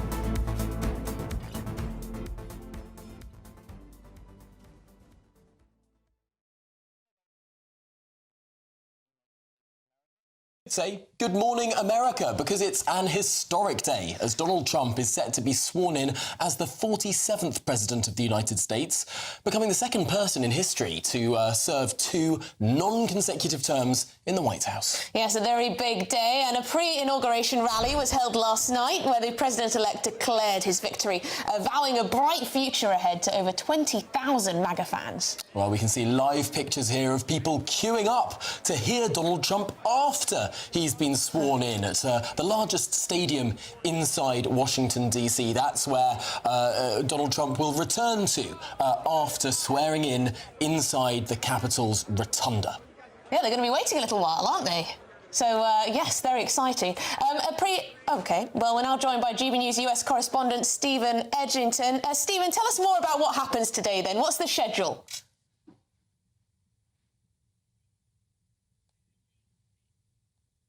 As follows, Donald Trump will go to the Capitol Rotunda and he will be sworn in at 12 midday Eastern time here in the US. That's 5 p.m. UK time. There'll be various ceremonies. Joe Biden will leave formally, and then later President Trump will come to the Capital One Arena here, or just 5 minutes away from it in Washington, D.C., and he will make some remarks to some 20,000 Trump supporters. And I'm actually here with 2 Trump supporters here in Washington. Are you guys excited about President Trump? Hi, my name is Judith. I'm from all the way from Massachusetts. I'm sorry. I'm so excited. I'm speechless. I'm out of word. So we are here in Washington, D.C. to show support for our newly elected Donald J. Trump as president. And we are so thrilled about what God is about to do. We know the hands of God are upon him, and we believe and hope for a lot of changes. And I'm excited to be here. And you're equally excited? I am excited to be here, to be here in the heart of D.C. It's a great time, and we've been praying and fasting for this country, and we're always praying for God's hand to be on our country. And what's the one thing you're most looking forward to what are you most looking forward to in President Trump's second term? We're looking for there to be just a boom economically. We want to just come out of the constraints. We want to start to flourish again like our American society is supposed to, and reestablish our American dream once more. And what about you? Well, the same thing for me. The economy is a big thing right now. I have a family of 5, and we're kind of struggling, and we believe that he's going to bring a change in that area. One of his major plans is to deport millions of illegal migrants, and apparently that may even start as early as tomorrow. What do you think about those plans for mass deportations? Well, I believe in the safety of America. I believe that we might have some immigrant. I am an immigrant myself. Okay, thank you very much. Thank you. Okay, you can see here we're in Washington, D.C. with Trump supporters, and we'll be here throughout the day. Stephen, I'm just going to ask you very quickly, how chilly is it? Because we know, of course, Trump's swearing in inside. It is absolutely pretty freezing. blooming. Oof. Well, rough temperature, Stephen. Yeah, it is absolutely freezing. Well, there we go. We get a sense of it there. I think we'd probably see busier streets had it not been a little bit colder. But we'll be back with Stephen. Thanks very much for joining us. Doesn't it? We out and about on the streets of DC throughout the day. He's turning into an icicle. Yeah. A snowman. Hope there's a minus nice... 4. It's currently -4 in Washington. Yes, that is quite chilly, isn't it? Well, let's get some more now with the US political commentator Laurie Laird. Laurie, big moments and unusual moments too, because these are two very unusual things in American politics. Swearing in not on sort of the terrace of the Capitol building, but also non-consecutive terms. Absolutely. These are the last swearing in that wasn't outdoors was in the 1980s. It was Ronald Reagan's second term, and only once before have we had a president serve for non-consecutive terms. So yeah, a couple of historic things going on here, but a couple of other things to point out that are sort of unusual. Last night's pre-election rally. This is solely a Donald Trump phenomenon. Mostly when presidents win or any candidates win, that's campaigning done. Donald Trump seems to still be in campaign mode, and it's something that he does very, very well. His victory in the 2024 election was by a much higher margin than anyone anticipated. So it feels like he is still on the campaign trail. Laurie, he's promising a lot, isn't he, this second time around? A full restoration of America. He's promising mass deportations, an end to the Ukraine war. He's promising all sorts of things. He's got a lot to deliver. Well, he certainly has promised a lot, and that is the nature of campaigns. Candidates do promise a lot. Something that's a little bit different. Donald Trump will, I think, take advantage of this, but it's something that we've seen over the past 3 or 4 transitions of power, and that is a flurry of what is called a presidential executive order, something that is signed almost immediately upon taking office to set new policy or to reverse policies of a predecessor. Donald Trump's team has said he could sign as many as 100 executive orders today. I've seen some breathless speculation of 200, which is a lot of signature signing for a couple of hours. But if he were to sign 100, that is a real statement of intent. What are some of the things, and what an executive order is? And it allows the president to a certain extent, create law by passing Congress. Now, we've seen over the years that a number of executive orders from various presidents have not held up to judicial scrutiny, but Donald Trump used them quite liberally his first time around. Barack Obama did as well. President Joe Biden did as well. So, for example, Joe Biden, 4 years ago, put America straight back into the Paris climate treaty. The suspicion is that Donald Trump will sign an executive order, take America back out of that. So after Donald Trump is inaugurated in, looks like 3.5 hours time, I think that we will start to see an immediate trickle of news as to what executive orders have been signed. And I think this will make this inauguration day a little bit more exciting than we've seen historically, because it's a statement of intent for what Donald Trump wants to do over the next 4 years. Such an interesting point. And of course, there has been so much more preparation for today than perhaps 8 years ago, when Donald Trump may or may not have expected to win. We remember how long it took to get all of those appointments in executive posts. I mean, the appointments took a long time in and of themselves, and then the approval hearings took even longer. I mean, that is going to be a lot shorter this time around, but there have been teams of people working on these problems, knowing what to do on day one for months now. Tom, you bring up a very, very good point, and I think it's a point that hasn't been covered perhaps as deeply as it should. There has been the America First Policy Institute is a think tank very closely associated with Trump. This has almost been a shadow cabinet in waiting, and the people who staff this think tank, and there are some very experienced, clever people there, they have policies ready to be taken off the shelf. They are ready to start from the first moment. Now, with some of Trump's nominees for tend toward, let me tread carefully. Some of his nominees for Defense Secretary Pete Hogarth, for Director of National Intelligence Tulsi Gabbard, they're not all that experienced. They are not conventional choices. But those two in particular stand out. Most of Trump's other appointees are fairly establishment figures. They probably will be confirmed without too much difficulty. I'm thinking here Marco Rubio at State. I think a lot of Europeans breathed a real sigh of relief when Marco Rubio was nominated to that role. That's the front-facing role for any of America's allies. But a lot of these appointees know what they're doing. They will probably be confirmed without too much difficulty. And so they will, as you say, Tom, be ready to work immediately.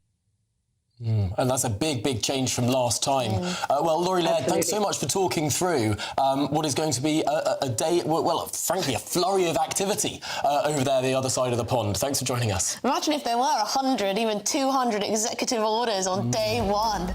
I mean, talk about, you know, keep getting the ball rolling, eh? Yeah, lots to talk about. Lots to read through. Gosh. But we do have lots more coming up on today's show, including all the reaction to Southport killer Axel Rudakabana, who has pleaded guilty to murdering 3 young girls during a knife attack in Southport back in July. That's after your headlines with Sam.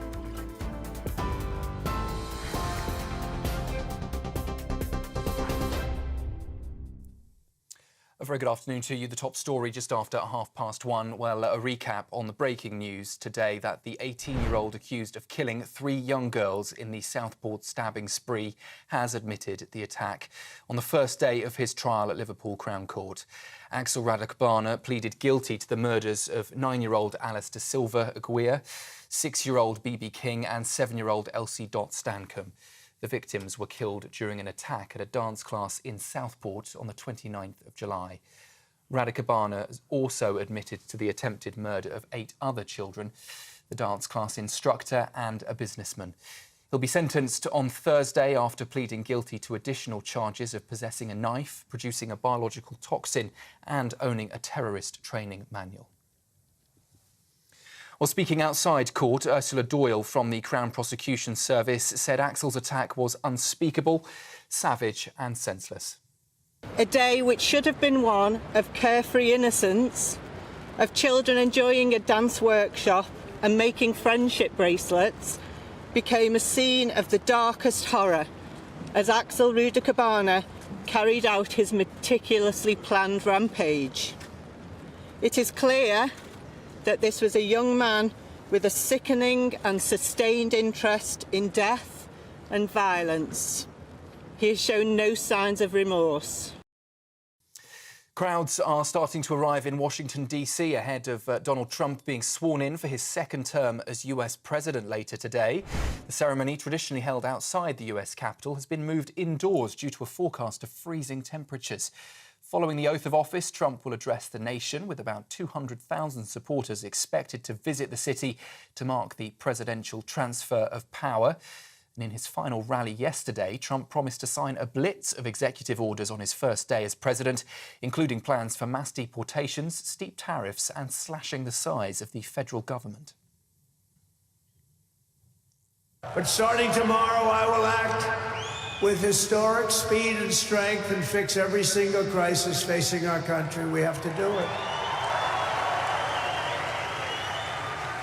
And as of today, TikTok is back. The American people have given us their trust, and in return, we're going to give them the best first day, the biggest first week, and the most extraordinary first 100 days of any presidency in American history.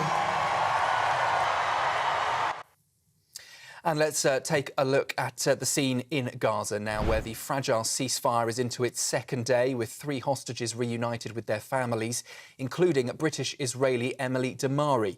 Her mother, Mandy, says her daughter is the happiest girl in the world after 15 months in captivity came to an end, and described their reunion yesterday as the hug she'd been dreaming of. She says Emily is recovering better than expected, but needs time to heal. And in an emotional plea, Mandy urged the world not to forget the other 94 hostages still waiting to come home. Just before I hand you back to Tom and Emily, a breaking line just reading here from the Reuters news agency that a new case of the clade 1b mpox has just been detected in England. That according to the UK Health Security Agency. They're also adding that that case has no links to the previous cases already identified in England. So that latest update just coming into us.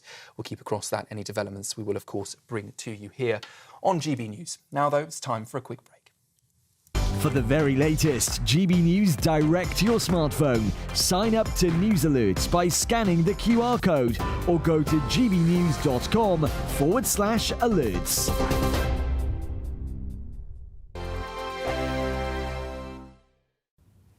Hi there and welcome to the latest forecast from the Met Office for GB News. It's another rather cloudy day out there for most of us. Rain for some as well, but it is going to turn brighter across parts of Scotland and Northern Ireland as the day goes on. We're going to see a cold front move through. That's going to slow down and stall across central parts of the UK, bringing thick cloud and outbreaks of rain, whilst skies actually clear across parts of Scotland and Northern Ireland. A few showers pushing in, especially to the northwest of Scotland. A brisk breeze here, but some decent sunny spells for the northeast of Scotland. 1 or 2 holes in the cloud further south as well, although southern parts of the UK will be plagued by a lot of low cloud. It's not going to be as cold as it has been in the south, but still temperatures a little below average in a few spots.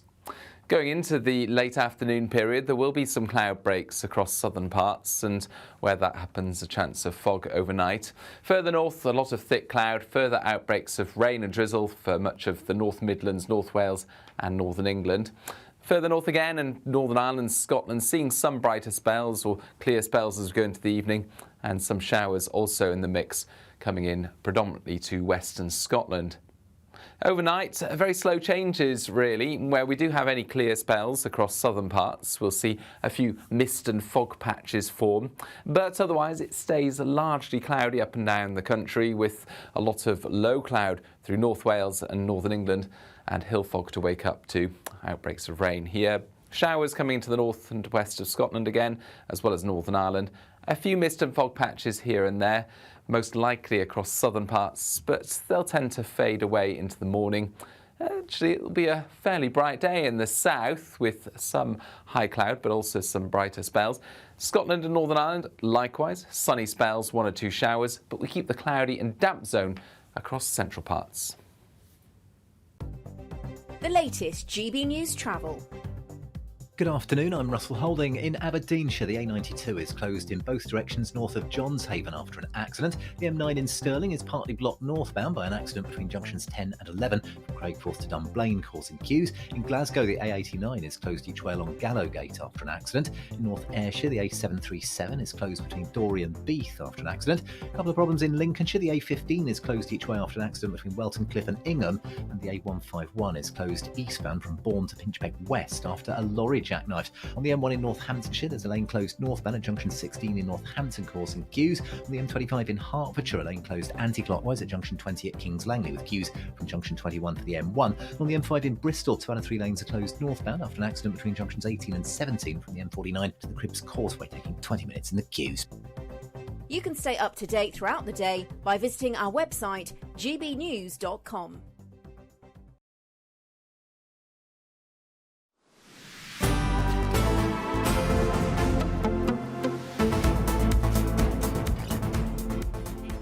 Good afternoon, Britain. It is now 41 minutes past 1, and we can tell you Southport's killer, Axel Rudakabana, has pleaded guilty to murdering 3 young girls during a knife attack in Southport back in July. And we can also tell you that his mugshot has just been released. So there you go. There's his mugshot. Interesting. There was quite a lot of criticism about how the police have been using quite flattering pictures of him as a young boy. A lot younger pictures. Yeah, as a young boy. But this is the mugshot that's just been released by the police. I mean, it takes a moment to digest, doesn't it? Should we just? I mean, my goodness me, why is his mouth open? Why are his eyes up like that? I wonder if we can get the picture back. I think we all need to have a little look at it. I mean, it's a pretty shocking picture. The face of someone who has just admitted guilty, that has just admitted his guilt to the murder of 3 young girls, the attempted murder of many more, possession of ricin, possession of an Al-Qaeda terrorist manual as well. I mean, that's pure evil behind those eyes. Yeah. If you could, describe a mugshot of a killer, it might look something like that. Now, the 18-year-old did change his plea from not guilty to guilty on what was due to be his first day, the first day of his trial at Liverpool Crown Court. He'll be sentenced this coming Thursday, starting at 11 a.m. Well, a short while ago, we heard from the Crown Prosecution Service. Axel Rudakabana has today pleaded guilty to the murder of Elsie Dot Stancombe, B.B. King and Alice de Silva Aguirre, as well as the attempted murder of 10 others, including Leanne Lucas and John Hayes.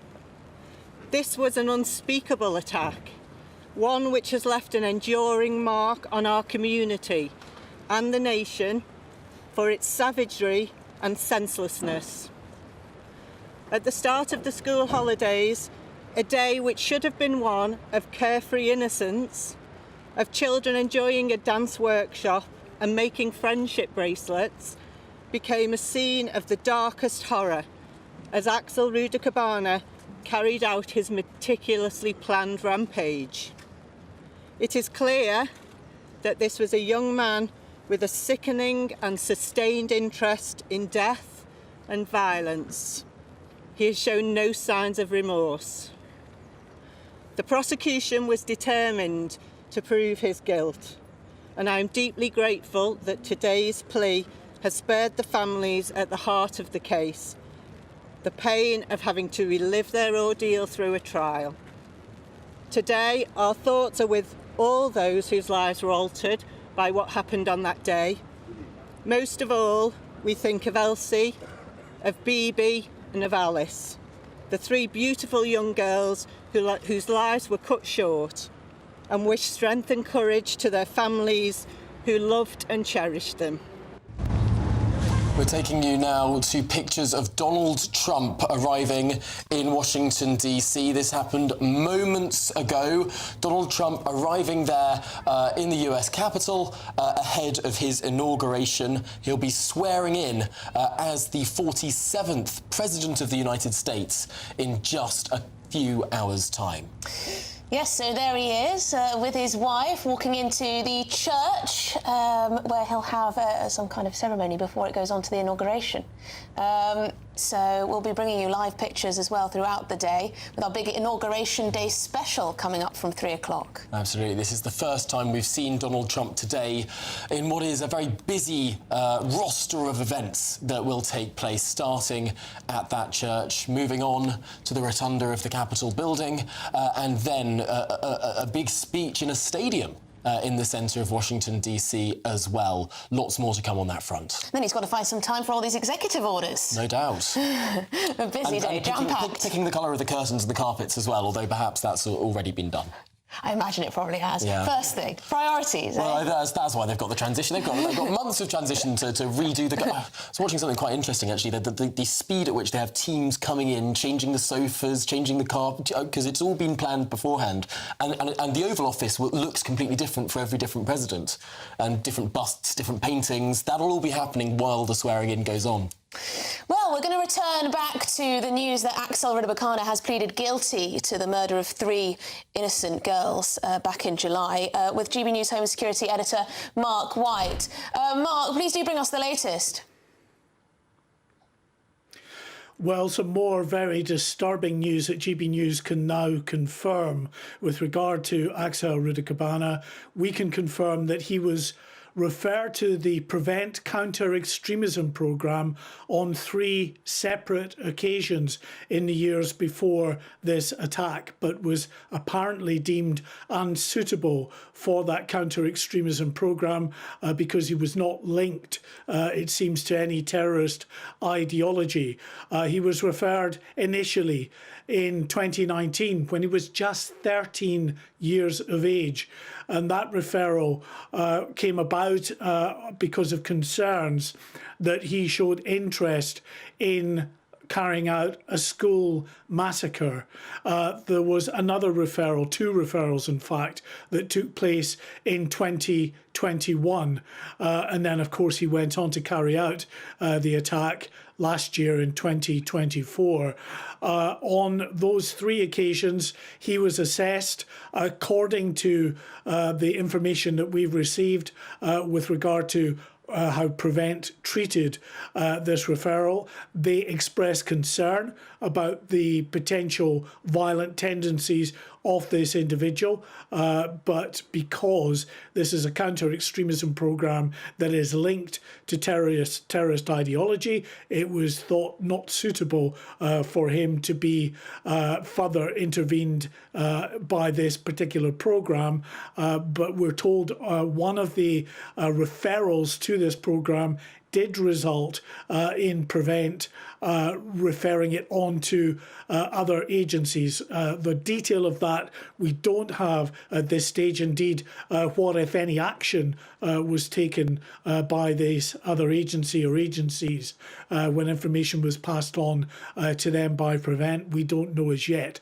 But this is another clearly very concerning element to this story, because it points to the fact that these events, these terrible attacks that take place, whether it is terrorist motivation or some other motivation, rarely happen in isolation. People are often on a journey, becoming increasingly violent in their outlook, extreme in their particular outlook, and it's clear that this young man, even as young as 13 years of age at school, was showing these violent tendencies, expressing an interest in school massacres, an interest that was such to the point that those in that school environment decided that he should be referred to this counter-extremism programme.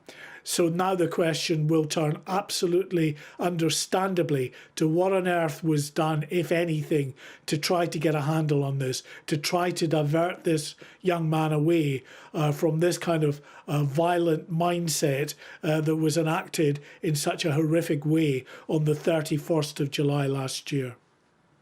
What a clear institutional failing. Not once, not twice, but 3 times this man was referred to the Prevent programme, starting at least 5 years ago, planning a school massacre, or at least thinking about carrying out a school massacre. I mean, clearly, this guy should have been at the top of the list for people to be looking at, keeping tabs on, and perhaps even restraining in some sort of way, not allowing to integrate and mix with polite, civilised society. I mean, this man, as we heard earlier from the CPS, had a sickening and sustained interest in death and violence, which we now know was reported to the authorities on 3 occasions. I think what it highlights is the inherent weakness of the Prevent Counter-Extremism programme that was set up with good intent because of the very significant increase in terrorist activity, mainly from jihadi-related terrorism. That is about 70% of the terrorist activity that the authorities are dealing with, but also right-wing extremism as well. That is what Prevent focuses on. And I think this case highlights absolutely the need either for Prevent to expand, to look at those with a violent mindset that would be motivated perhaps to carry out the kind of horrible, multi-layered mass attacks that are commonplace amongst terrorists, that they should somehow prevent also look at that kind of motivation, or if not prevent, then another body that prevent can refer to that can more effectively look at these individuals that I was told at a counter-terrorism briefing late last year were becoming increasingly of concern to authorities. The number of people, particularly during lockdown, who were in their bedrooms, who were accessing very violent, horrific material, who showed an interest in that, who had themselves violent tendencies, who were not necessarily linked to a terrorist organisation as such, but absolutely had a motivation and a mindset that was to go out and cause people harm in a very significant way. It's a subset of these violent offenders that now I think needs to be looked at much more carefully with a view to handling them within the community, investigating them, intervening early to try to divert them away from a path that could lead to the events that we saw in July of last year. Yeah, I mean, Mark, perhaps Prevent wasn't the appropriate agency for Axel Ritter-Cabana, but I can't quite get my head around how being referred to such an agency 3 times in your youth for no other agency to be involved, to not be pushed to something else. You know, someone else might be flagged to someone else. I mean, maybe this stuff did happen. Maybe he was known to multiple different agencies, different authorities. I don't know, but we'll find that out, I suppose. And certainly the idea that someone who was at least on the radar of authorities could purchase ricin. Well, yes. Could be able to get to all of that sort of...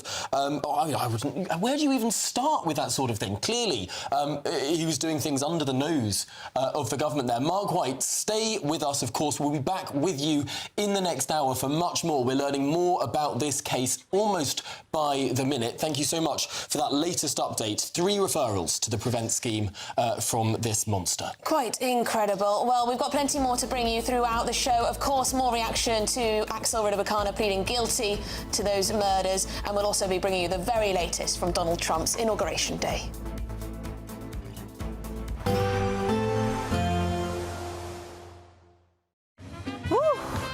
A chilly start will give way to a lovely, warm afternoon.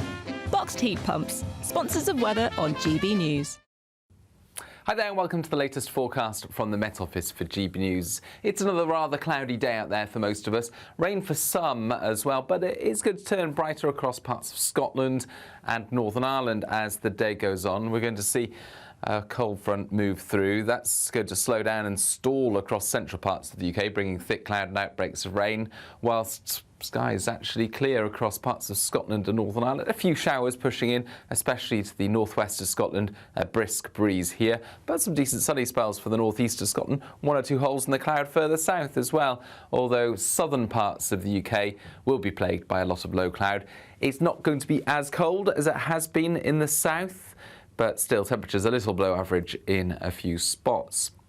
Going into the late afternoon period, there will be some cloud breaks across southern parts, and where that happens, a chance of fog overnight. Further north, a lot of thick cloud, further outbreaks of rain and drizzle for much of the North Midlands, North Wales and Northern England. Further north again, and Northern Ireland, Scotland, seeing some brighter spells or clear spells as we go into the evening, and some showers also in the mix coming in predominantly to western Scotland. Overnight, very slow changes really. Where we do have any clear spells across southern parts, we'll see a few mist and fog patches form, but otherwise it stays largely cloudy up and down the country, with a lot of low cloud through North Wales and Northern England, and hill fog to wake up to. Outbreaks of rain here. Showers coming into the north and west of Scotland again, as well as Northern Ireland. A few mist and fog patches here and there, most likely across southern parts, but they'll tend to fade away into the morning. Actually, it'll be a fairly bright day in the south, with some high cloud, but also some brighter spells. Scotland and Northern Ireland, likewise, sunny spells, 1 or 2 showers, but we keep the cloudy and damp zone across central parts. A nice bright morning will generate a lovely warm day, right through to the evening. Boxed Solar, sponsors of weather on GB News.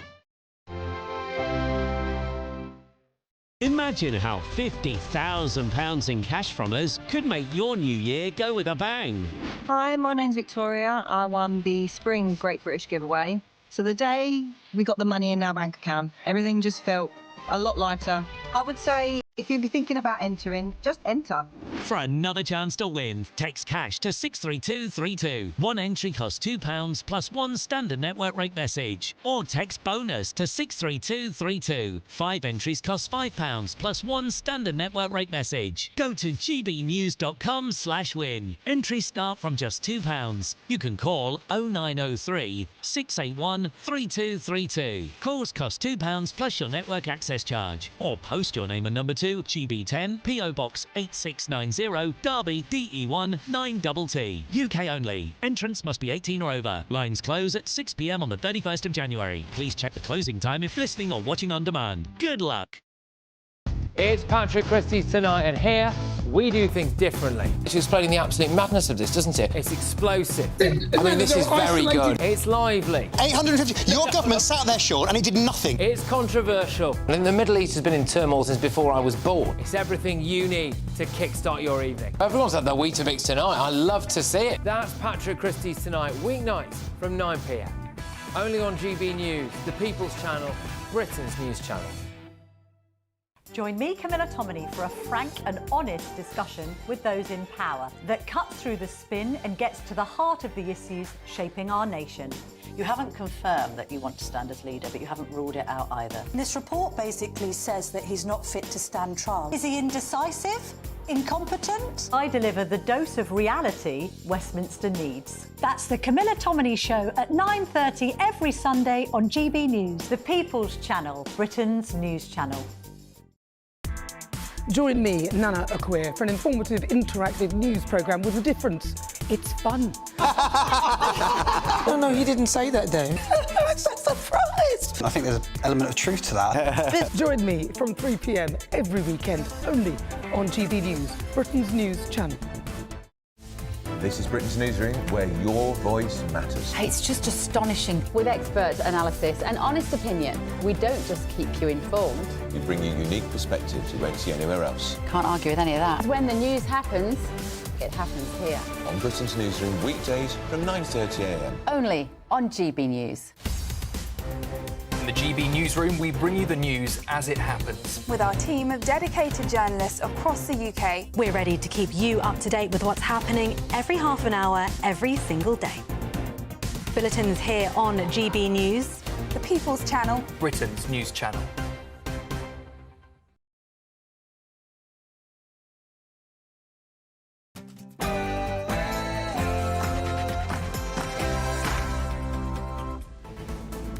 Good afternoon, Britain. It's 2 o'clock on Monday, the 20th of January. I'm Tom Harwood. And I'm Emily Carver. Southport killer Axel Rudakabana has pleaded guilty to murdering 3 young girls in a knife attack in Southport back in July. The 18-year-old has changed his plea from not guilty to guilty. And this afternoon, Donald Trump will make history as the first president to take office for a second non-consecutive term in more than 100 years. He and Vice President-elect Vance will swear their oaths of office inside the Capitol Rotunda, the first presidential ticket to do so since Ronald Reagan and George Bush Sr. in 1985.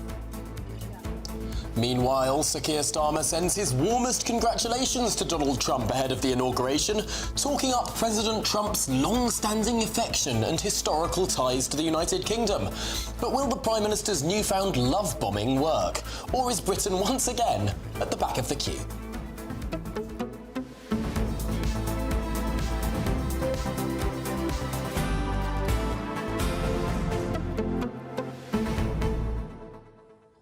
I mean, Tom, what we're finding out about Axel Rudakabana is shocking, because it does beg the question why he wasn't dealt with sooner. 3 or 4, some reports are saying, 3 or 4 referrals to the PREVENT programme, which is supposed to de-radicalise and deal with extremist people. But no, he was free to plot a horrible, well, the most horrific incident ever. And now there are significant reports in reputable newspapers about what has gone on in the past 5 years of this man's life. The knife he took to school, the hockey stick with which he beat teachers and fellow schoolchildren at school, according to reports. The confrontation mere weeks before the Southport attack, the stabbing of those young girls, where reportedly in one newspaper it's being said that Rudy Cabana's father had to hoist him out of a taxi. He had a machete in his hand and was attempting to go to a school. Really, really significant information that we're learning almost minute by minute. Why was this young man living freely? I wonder. gbnews.com/your say. Get in touch throughout the show, but let's get the headlines with Sam.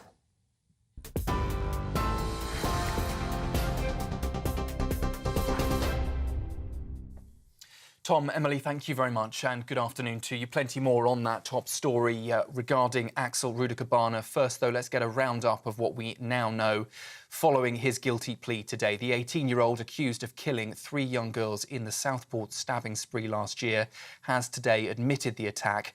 That was on the first day of his trial at Liverpool Crown Court. Axel Rudy Cabana pleaded guilty to the murders of 9-year-old Alice da Silva Aguirre, 6-year-old BB King and 7-year-old Elsie Dot Stancombe. The victims were killed during an attack at a dance class in Southport in July of last year. He also admitted to the attempted murder of 8 other children, the dance class instructor and a businessman. He'll be sentenced on Thursday after pleading guilty to additional charges of possessing a knife, producing a biological toxin and owning a terrorist training manual. Well, speaking outside court earlier, Ursula Doyle from the Crown Prosecution Service said Axel's attack was unspeakable, savage and senseless. A day which should have been one of carefree innocence, of children enjoying a dance workshop and making friendship bracelets, became a scene of the darkest horror as Axel Rudy Cabana carried out his meticulously planned rampage. It is clear that this was a young man with a sickening and sustained interest in death and violence. He has shown no signs of remorse. Donald Trump and his wife Melania have arrived in Washington, D.C. ahead of being sworn in for his second term as US president later. It marks the first time we've seen the president-elect on Inauguration Day so far. Today's ceremony, traditionally held outside the US Capitol, has, though, been moved indoors due to a freezing forecast ahead. Well, following the oath of office, Trump will address the nation, with crowds already gathering to mark the presidential transfer of power. And in his final rally yesterday, Trump promised to sign a blitz of executive orders on his first day as president, including plans for mass deportations, steep tariffs and slashing the size of the federal government. But starting tomorrow, I will act with historic speed and strength and fix every single crisis facing our country. We have to do it. And as of today, TikTok is back. The American people have given us their trust, and in return, we're going to give them the best first day, the biggest first week, and the most extraordinary first 100 days of any presidency in American history. Well, let's head now to the Middle East, where a fragile ceasefire in Gaza is now into its second day, with 3 hostages reunited with their families yesterday, including British-Israeli Emily Damari. Her mother, Mandy, says her daughter is the happiest girl in the world after 15 months in captivity finally came to an end. She also described their reunion as the hug she'd dreamed of. She says Emily is recovering better than expected, but needs time to heal with her family. And in an emotional plea, Mandy also urged the world not to forget the 94 hostages still waiting to come home. Earlier, the Foreign Secretary David Lammy said the Gaza ceasefire is a crucial geopolitical moment, but warned the focus must now shift to creating a political horizon for Palestinians. I'm thinking of the 95 hostages that are still held. This is a fragile deal. It's important that we get to the second and third phase. We need a political process. We've got to roll up our sleeves. Israel's got to have security if it's going to step back and out of Gaza, of course. And if we are to reconstruct Gaza along with Arab partners and others, we've got to be sure that in 20 years' time this isn't happening again. That's why you need a political horizon, and our belief is you only get that through two states. In other news, members of the House of Lords are calling on Sir Keir Starmer to urgently reform what they describe as financially unsustainable health benefits systems in the UK. They say benefit assessments are too lenient and urgently need face-to-face checks. Spending on disability and incapacity benefits has risen now by over 40% since 2023, costing £65 billion. That is more than the entire defence budget. Piers claims that tougher reforms could save £10 billion by returning 400,000 people back to work who are on sickness benefits.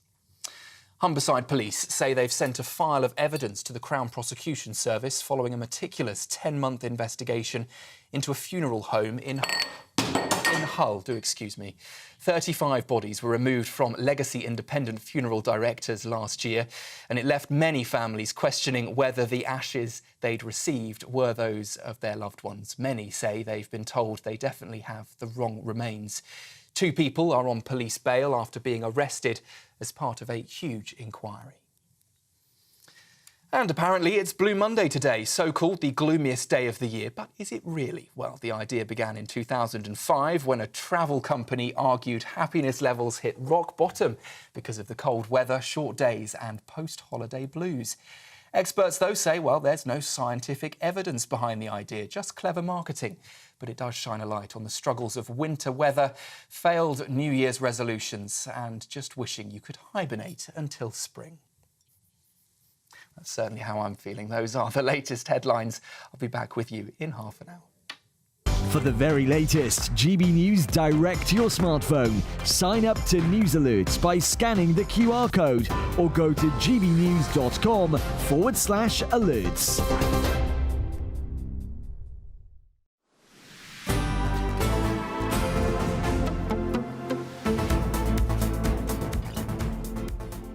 Good afternoon, Britain. It's 8 minutes past 2.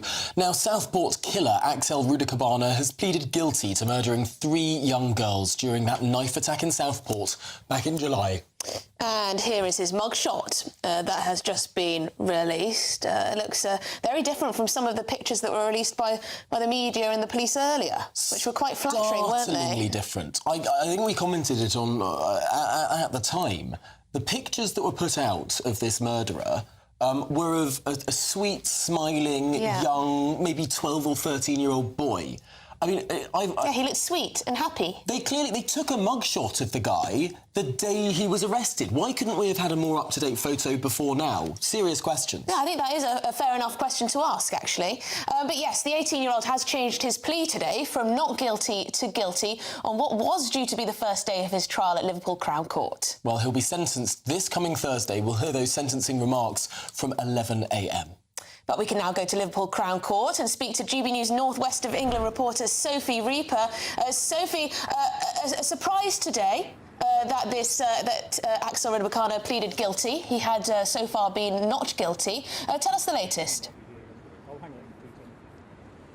Well, absolutely. There's an overwhelming sense of surprise here at Liverpool Crown Court today. That is, of course, because Axel Rudikabana originally pleaded not guilty on all of those offences back in December of last year. So I think going into today, that trial commencing, it was scheduled to last for around 4 to 6 weeks.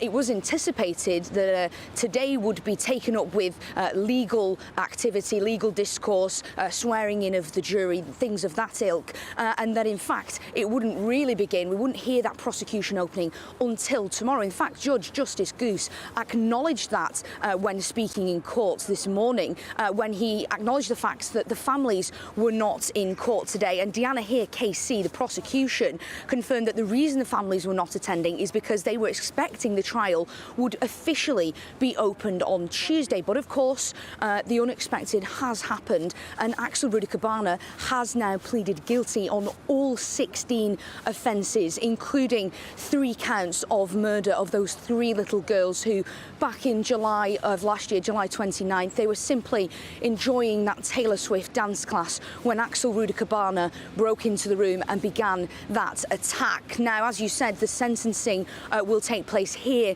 on Thursday. Justice Goose telling Rudikabana, you will understand it's inevitable the sentence will be imposed on you will mean a life sentence equivalent. I will have to complete that sentencing process on that occasion. Now, of course, it has come as a complete surprise that plea has been changed. But as you mentioned, we have also heard from the Crown Prosecution Service, Ursula Doyle, the Deputy Chief. They said this was an unspeakable act, one which left an enduring mark on our community and the nation for its savagery and senselessness. It is clear that this was a young man with a sickening and sustained interest in death and violence. He has shown no sign of remorse. They went on to, of course, give their best wishes to the families and their thoughts, of course, with those 3 little girls who lost their lives, Alice de Silva Aguirre, Elsie Dot Stankham and BB King. They lost their lives in Southport in July of last year at the hands of Axel Rudikabana, who, just to reiterate, has pleaded guilty today to all 16 counts. Sophie, thank you very much for being there outside Liverpool Crown Court for us. Well, let's get more now with GB News Home and Security Editor Mark White, because, Mark, there have been developments throughout the day. We now know that this man, this murderer, was referred to the authorities. Yes, indeed. It was the Prevent Counter-Extremism programme that Axel Rudikabana was referred to not once but 3 times over a number of years before he carried out that horrific attack on the 31st of July last year. The first time, in fact, that he was referred to the Prevent programme was in 2019, when he was just 13 years of age. And he was referred to that programme because of real concerns that were being expressed about his potential for violence and his interest in carrying out a school massacre. He was then subsequently referred again to Prevent over concerns about his propensity for violence in 2021.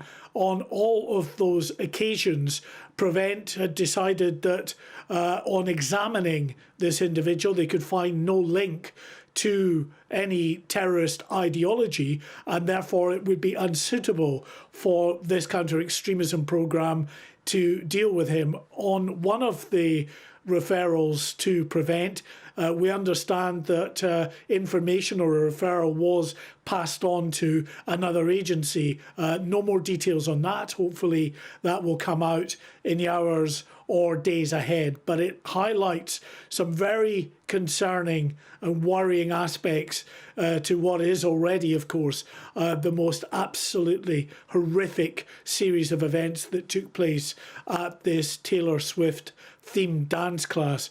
And that is the fact that this was a young man who showed violent tendencies of the nature that were concerning enough for individuals to contact a counter-extremism Prevent programme and refer him to that programme, and not just a short time before these attacks, but years before the attack. So what, if any, efforts were made? We know that Prevent felt that they were unable to act on it because it wasn't linked to organised terrorism, and that is Prevent's remit, really, is to deal with extremist ideology, extremist behaviour that is linked either to jihadist activity or indeed to the far right extremist activity as well.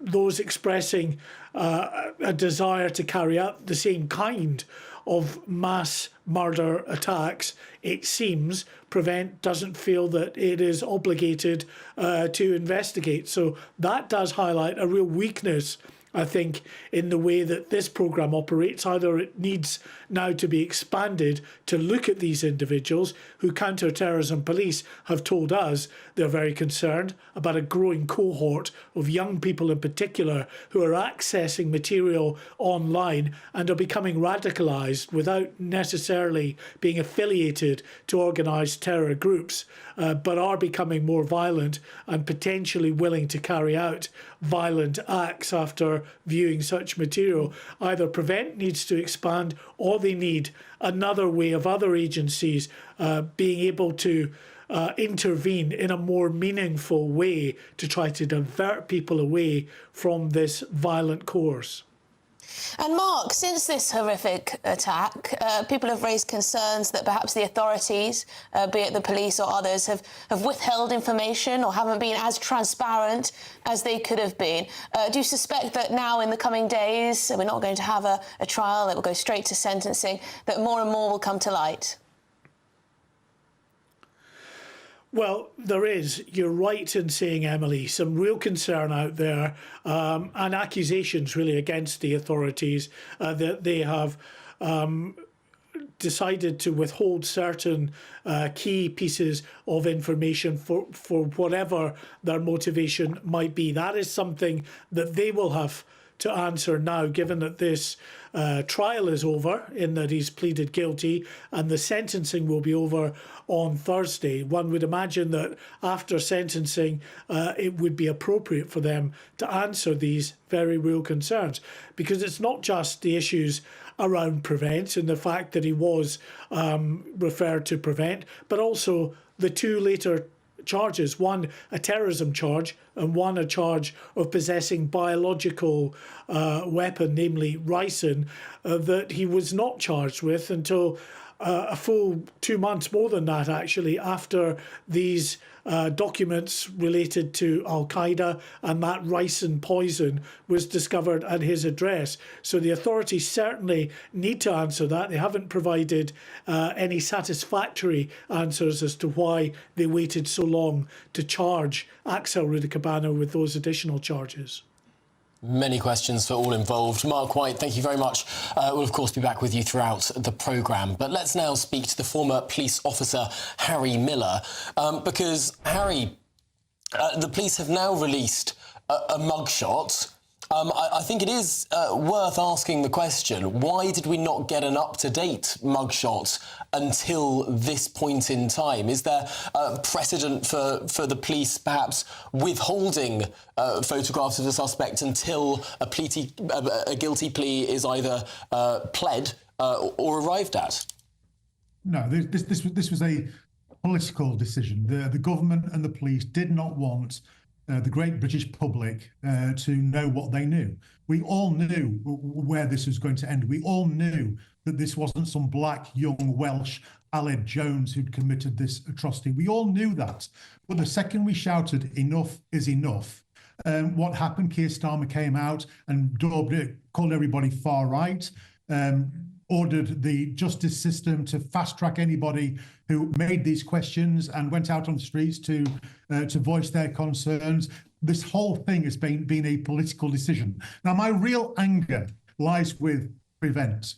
Last year, we had the obscene action of Prevent, where they turned up at a 14-year-old boy's home in the northeast because he'd been seen firing a wooden bow and arrow in his garden, and then they said that was a precursor to terrorism. They then turned up at a home in Merseyside because a young girl there had got what they called a Viking helmet in the house. And all the while, they are missing the elephant in the room. The simple fact is that Prevent are utterly useless. They are quite happy to fiddle whilst England burns. Now, they may be happy about that, but I'm not. I think that we need a root and branch reform of Prevent. What is their point if it's not to prevent terrorism? This isn't some young chap who snuck in on a dinghy in the middle of the night and committed his atrocity. He was referred to Prevent on multiple occasions, but because they are ideologically blind, they were unable or unwilling to do anything about it. And if you can't stop homegrown terrorism of this nature, then what is the point of your existence? You need shutting down, and shutting down immediately. Yeah, I mean, Harry, I can't get over the fact that this young man, well, this killer, was referred to Prevent 3 times, some reports even 4 times, and yet he was able to live freely and plot this horrific massacre. Harry, we're going to have to leave it there. Apologies. Former police officer Harry Miller, great to speak to you. Lots of questions. Lots of questions. Lots more questions that will be asked throughout the programme, of course. But as well, this afternoon, Donald Trump makes history. First president to take office for a second non-consecutive term in a century. These are live pictures here of Washington, D.C., looking at the Capitol building there, where Donald Trump will be swearing in beneath that famous rotunda in just a few hours' time. We're there for all the build-up.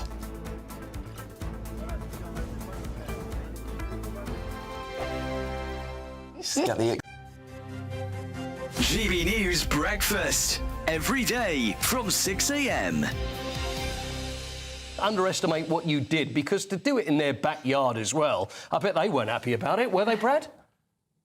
No, definitely not. Well, it makes it all the more sweeter. So they're usually pretty dominant in a 2-man event, but 4-man's usually where we can challenge them. And yeah, we managed to do it yesterday and put down 2 solid runs. And yeah. So yeah, funding was a big issue for us in the last quad, but because of our results recently, we've picked up a lot more funding from UK Sport. So we're well funded now, and but yeah, the Bob is in the back of the van behind us, so we're driving it down to St Moritz as we speak. So yeah, that's how it all works in the background in bobsleigh. Brad, you're the pilot, correct? So you're up front. Yeah. Now, what happens? I always wonder, because I remember seeing John Noakes on. Do you remember John Noakes on Blue Peter when he fell out of the Bob and he ended up showing the back of his backside on TV because he had a big scar on there? What? So you got the brake man. You're at the front. So where are you then, Aaron? Are you what number are you? So I'm number 3. Yeah. Right. So what do you do there? Is it just a matter of it's the running power is what it's all about to get off to a good start, and then you can sit and enjoy the ride? Yeah, that's it. So for number 2 and myself, number 3, it's all about getting that Bob off the line and then just zipping it up to as high a speed as we can, basically. Yeah. Getting in, staying low, having good aerodynamics, and staying still and let Brad do the work. Yeah, it's definitely not a comfortable position for them, because we're bending them and twisting them into quite an uncomfortable position to get as aerodynamic as possible. And when you've got 6 times G's pushing you through that is not... Yeah, not definitely fun. Stiff back this morning, that's for sure. Because I'm just thinking where me and Eamon would sit. Is it 2 and 3, or would he go at number 4? What do you fancy? I would be too frightened to do that. GB News, the People's Channel. I'm Christopher Hope. From pop stars to politicians, I'll interview anybody in a pub who's got a political opinion. Join me every Friday on Spotify, Apple Podcasts, YouTube, or gbnews.com, or wherever you get your podcasts. This is GB News, the People's Channel. Headliners on GB News 11 p.m. every night. It's got 3 top comedians going through the next day's newspapers so you don't have to read them, which is great. That's a good point. He's lying. Maybe he's not lying. That's Headliners every night from 11 p.m. and 5 a.m. as well on GB News, Britain's news channel. If you want your news to be straight talking... This is a nightmare for the Conservatives again. Down to earth. It's not just Nottingham where this is happening, is it? And most importantly, honest. Hard-working, middle-class taxpayers, they'll get their book thrown at them. Then catch me, Martin Daubney, Monday to Friday, 3 till 6 p.m. on GB News, Britain's news channel.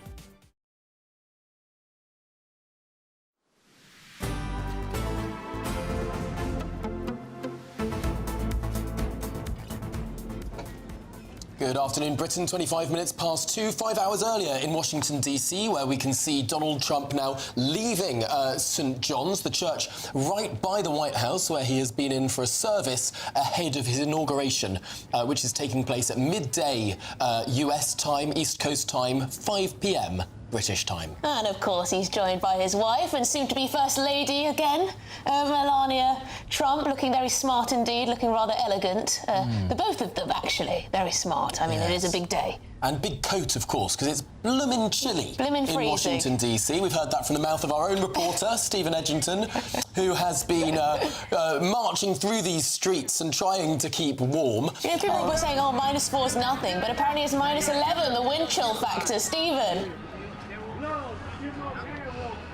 Hello, Emily. Yes, it is freezing. It does feel pretty cold. It's not warm here, certainly today. There are thousands of people behind me waiting, queuing up. They come from all over the country to see Trump speak later at the Capital One Arena just behind my left shoulder. And I'm actually here with a Trump supporter who has come from Long Island in New York. Why have you come today? Because the mighty Don, I came to the last inauguration. He's going to save this country from destruction. We're going to have a good economy. It's just going to be cheaper. It's going to be cheaper, and it's going to be lit. What are you most looking forward to in his second term? I'm looking forward to the mighty Elon Musk saving this country, and mighty Don, the economy getting better. We're gonna get rid of waste, because the Democrats, they just waste, and they throw they throw everything away, our money away, letting people just come right in. They're look what they did in California. They destroyed it. Their fires just because these libs, they just want to mess with the country. Have you got a message for President Trump? Yeah. You're amazing. I love you. You're a hero. You saved my country. I went to the last inauguration. I came here, and thank you for saving my country from destruction. So I'm trying to live in a good country that's prosperous. And we're trying to get this country. We're going to get two countries. We're buying Canada and Mexico. It's going to be the Republic of Come. And we're going to have, it's going to be such a strong economy and a strong nation. It's going to be better than the UK. It's going to be really lit. And what's your message to Joe Biden as he leaves the White House? You didn't have to mess with the country and try to throw the money away to make it harder for Mighty Don. That was messed up. And he could have put you in jail, but Mighty Don, he has a heart and he cares, so he didn't, put everyone in jail. He's not like that. He's not on this stuff. Thank you very much, sir. Yeah. Thank you. Yeah. Well, you can see there's lots of MAGA supporters here waiting for Trump, who's going to be speaking in a few hours' time. Fantastic stuff, Stephen. Thank you very much. Stephen Edgington, our US correspondent there in a very freezing Washington. Donald Trump is actually now on his way for a morning tea with Joe Biden. This is all part of the very delightful transition process. Sort of the handshake and the peaceful transition of power. Peaceful, yes, that's the word for it. Yeah. But no, very interesting. That little church that he was just in, just off Lafayette Square in front of the White House, is the same church that he stood up. Do you remember the famous photo of Donald Trump sort of holding a Bible the morning after some riots, and he's sort of standing there? He got pilloried for it and then started selling Bibles on his website. But that's the church he stood up in front of. Yes, no, it's frequented by presidents. And you just told me that the road there has been renamed Black Lives Matter Plaza or something like that. Yes, just outside the White House. That was renamed several years ago, Black Lives Matter Plaza in 2020 by the local council there that runs DC. Goodness me. Well, should we speak to founding director of the UCL Centre on US Politics, Dr. Thomas Gift. Thomas, thank you very much indeed for joining us on this big day.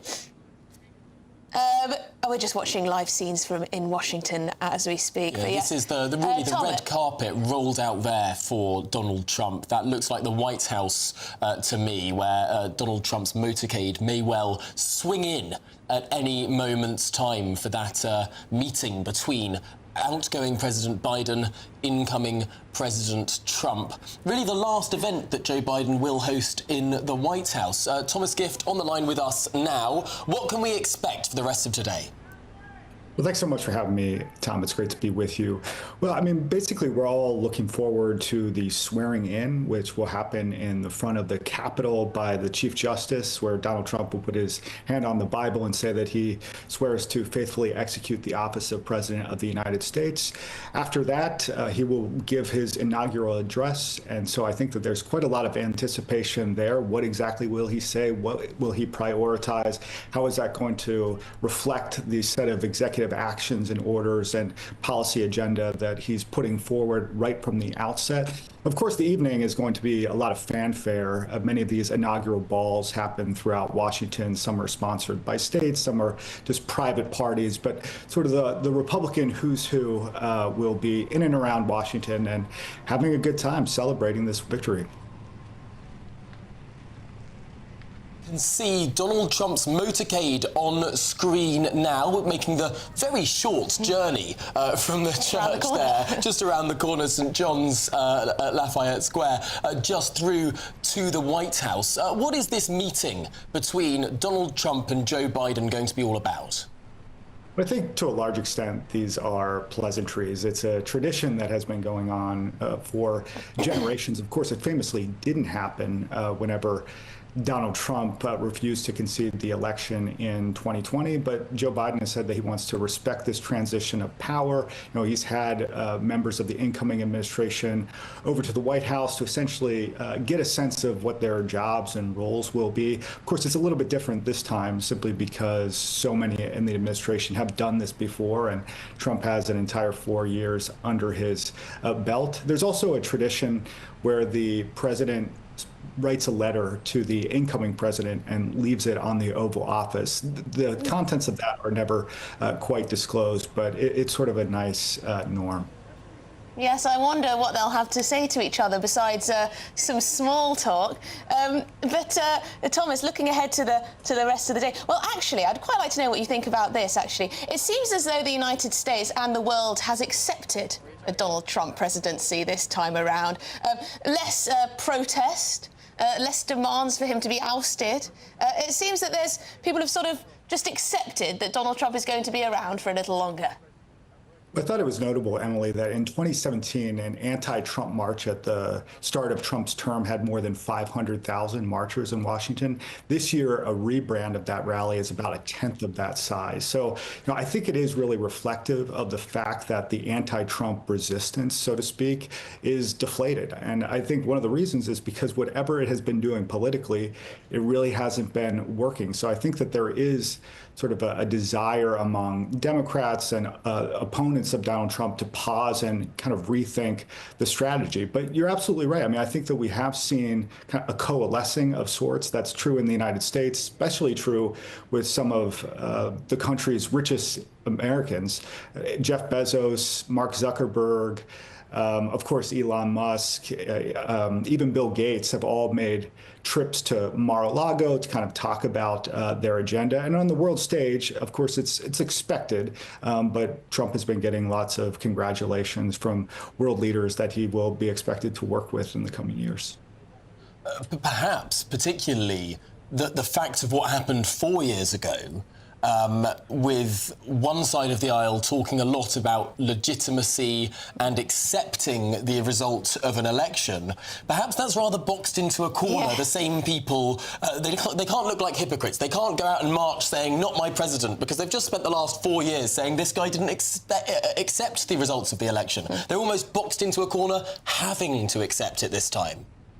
No, I think you're absolutely right. I mean, Democrats have spent years now complaining about the fact that Donald Trump didn't accept the results in 2020. So the last thing they want to do is be perceived as hypocritical this time around. But of course, that has been the norm, and it's kind of remarkable to say that this administration is just passing the torch as it should, because that's what we have come to expect from presidents in the past. Really, Donald Trump was the anomaly there in 2020. Now, Thomas, we're looking here at Kamala Harris, still the vice president for another, what must it be, 3.5 hours now, and her husband, Doug, standing there on the red carpet, welcoming J.D. Vance. He's the incoming vice president. This is an interesting picture to watch, interesting to see these sort of great rivals it's a bit interact. Awkward, isn't it? No, I think you're right. I mean, some of this just absolutely has to be awkward because we've seen both sides essentially fight one another for months on end. Of course, it seems kind of like a never-ending campaign for president and vice president in the United States. And then, you might see them on a debate stage, or you might meet them, at some other event, but now you're expected to kind of have pleasantries and talk. I guess it would be interesting to be a fly on the wall, but I think a lot of this is just kind of small talk, small chatter. But Joe Biden has just shared one more selfie before he leaves office. We'll show you that outside the White House, saying one more selfie for the road. We love you, America. So there you go, all in good spirits. It does seem to be all rather pleasant, this exchange of power, this transition of power. Well, I think that at least that's the presentation that they're showing on the outside. I think there's a lot of bitterness, particularly within Joe Biden's camp, both at how he was sort of replaced as the Democratic nominee, and then the fact that Kamala Harris eventually lost. There's certainly not any love lost between Donald Trump and Joe Biden. Of course, they've each said many negative things about each other in public, at events, at rallies, and so on. But, it is good, at least, to see these two men that have battled so hard, at least offer kind of a show of pleasantries. Yeah, I should say we're now inside the Capitol building. We're looking at some of these preparations. This will be the first indoor inauguration since 1985. But for now, Dr. Thomas Gift, thank you so much for talking through what is going on today. A remarkable day in the United States of America. And there, a sneak preview inside the US Capitol building, inside that rotunda. Stay with us. Do not move a muscle, because we'll be right back here with all the action in Washington, D.C.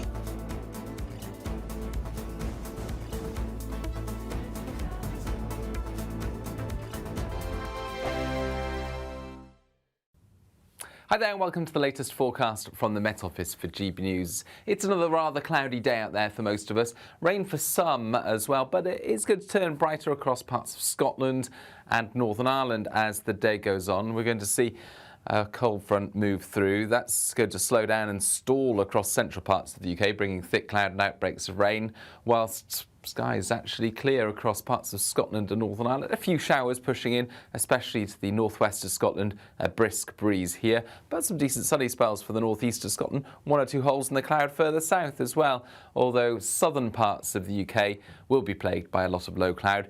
It's not going to be as cold as it has been in the south, but still temperatures a little below average in a few spots. Going into the late afternoon period, there will be some cloud breaks across southern parts, and where that happens, a chance of fog overnight. Further north, a lot of thick cloud, further outbreaks of rain and drizzle for much of the North Midlands, North Wales and Northern England. Further north again, and Northern Ireland, Scotland, seeing some brighter spells or clear spells as we go into the evening, and some showers also in the mix coming in predominantly to western Scotland. Overnight, very slow changes really. Where we do have any clear spells across southern parts, we'll see a few mist and fog patches form, but otherwise it stays largely cloudy up and down the country, with a lot of low cloud through North Wales and Northern England, and hill fog to wake up to. Outbreaks of rain here. Showers coming into the north and west of Scotland again, as well as Northern Ireland. A few mist and fog patches here and there, most likely across southern parts, but they'll tend to fade away into the morning. Actually, it'll be a fairly bright day in the south, with some high cloud, but also some brighter spells. Scotland and Northern Ireland, likewise, sunny spells, one or two showers, but we keep the cloudy and damp zone across central parts. The latest GB News travel.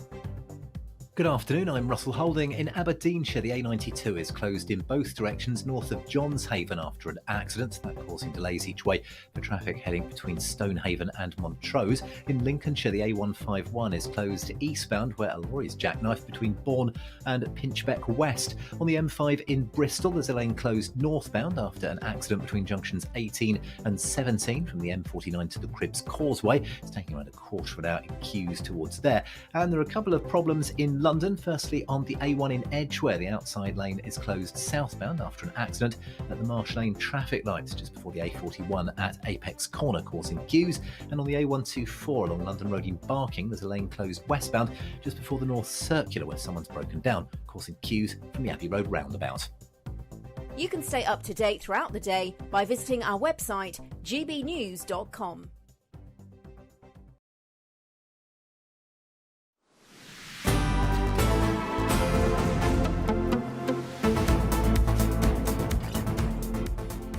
Good afternoon, Britain. It is now 20 to 3 and, what is it, 2 hours and 20 minutes until Donald Trump swears in as the next president of the United States.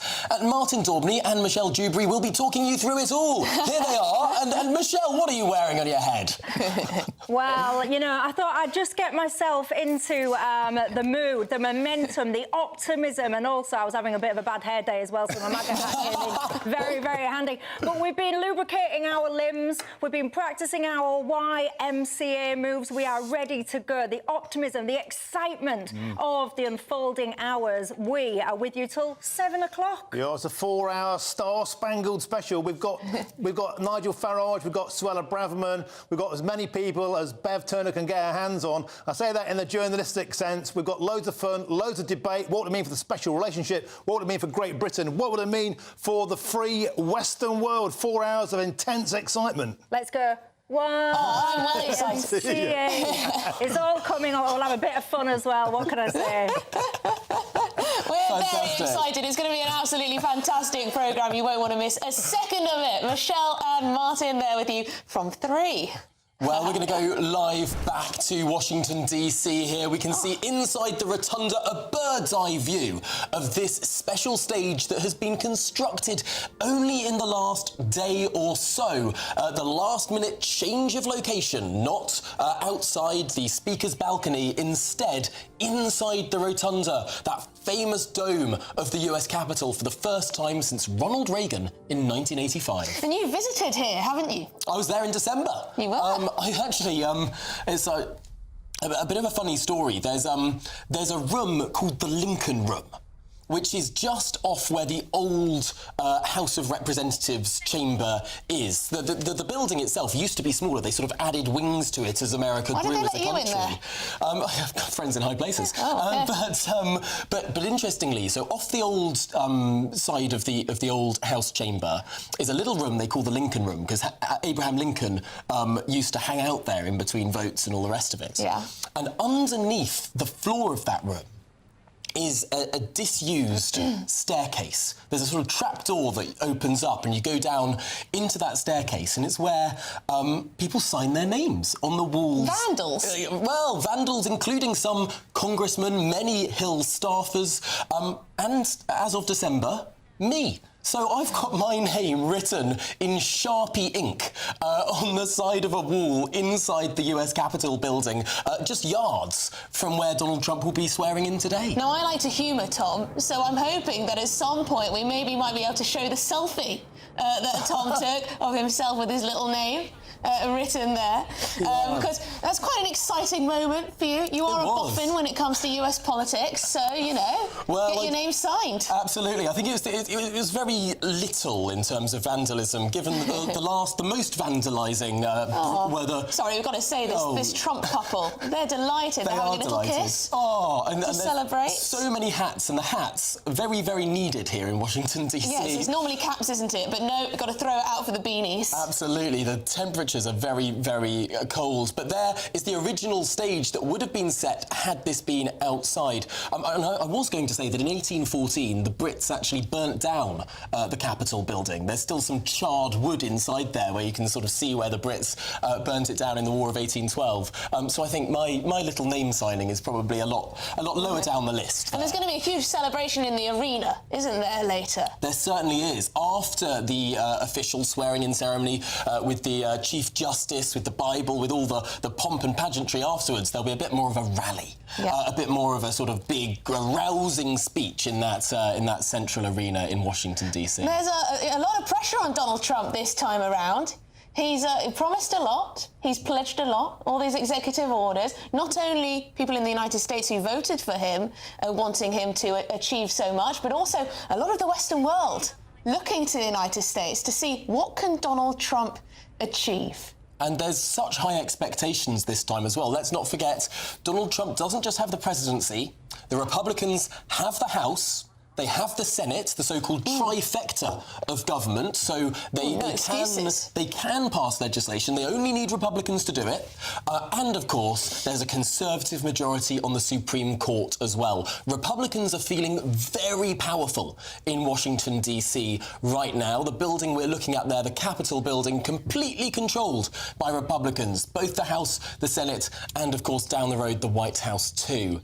Some of the Trump family there? There we can see, is that Ivanka? I think it's Ivanka and her family. I understand that she's not going to be taking an official role in this administration, concentrating on her family. She did previously. But yeah, apparently Mark Zuckerberg, Jeff Bezos and also Boris Johnson were at the church service. There you go. Lots of big names, Boris. Lots of big names. But of course, there has also been a huge rousing of the tech world in donating funds towards this inauguration day. People like Mark Zuckerberg, Elon Musk, of course, Jeff Bezos, Sam Altman, who runs OpenAI, they've all donated at least $1 million towards the inauguration day in order to make sure it's as smooth sailing and fantastic and, I am a woman. Are there going to be many women involved in this administration, do you reckon? Is it going to be quite man-heavy? That's a good question. It's going to be men, isn't it? It's the men are back in power. Chief of Staff's a woman. OK, there you go. Chief of Staff. But of all the big cabinet posts, off the top of my head, I can't think of one of the largest roles that's gone to a woman so far. But yes, well, it still remains to be seen. There have been some of these hearings, confirmation hearings, already taking place because in the United States, if you want someone in your cabinet, the president can't just say, "I want Marco Rubio to be my Secretary of State," like you could in the United Kingdom, and then he's just there. It has to pass a confirmation hearing of the Senate, and you have to get 50 plus 1 vote. In order to get that appointment confirmed. When Donald Trump got in 2016, it took a long time for his appointments to be confirmed. There were many roles that were left vacant for a long time. They'll be calculating that this time, with their majority in the Senate, with all of the planning and preparation that have gone into this, that it will be a lot quicker. I've just off the top of my head remembered Tulsi Gabbard. Now, yes, what's she doing? She's been nominated for, I believe it's the CIA, but Attorney General. And you're looking at the other cabinet. Yes, I'm trying to see. I'm trying to see, but it's turning into an absolutely beautiful day. Oh, I've just heard.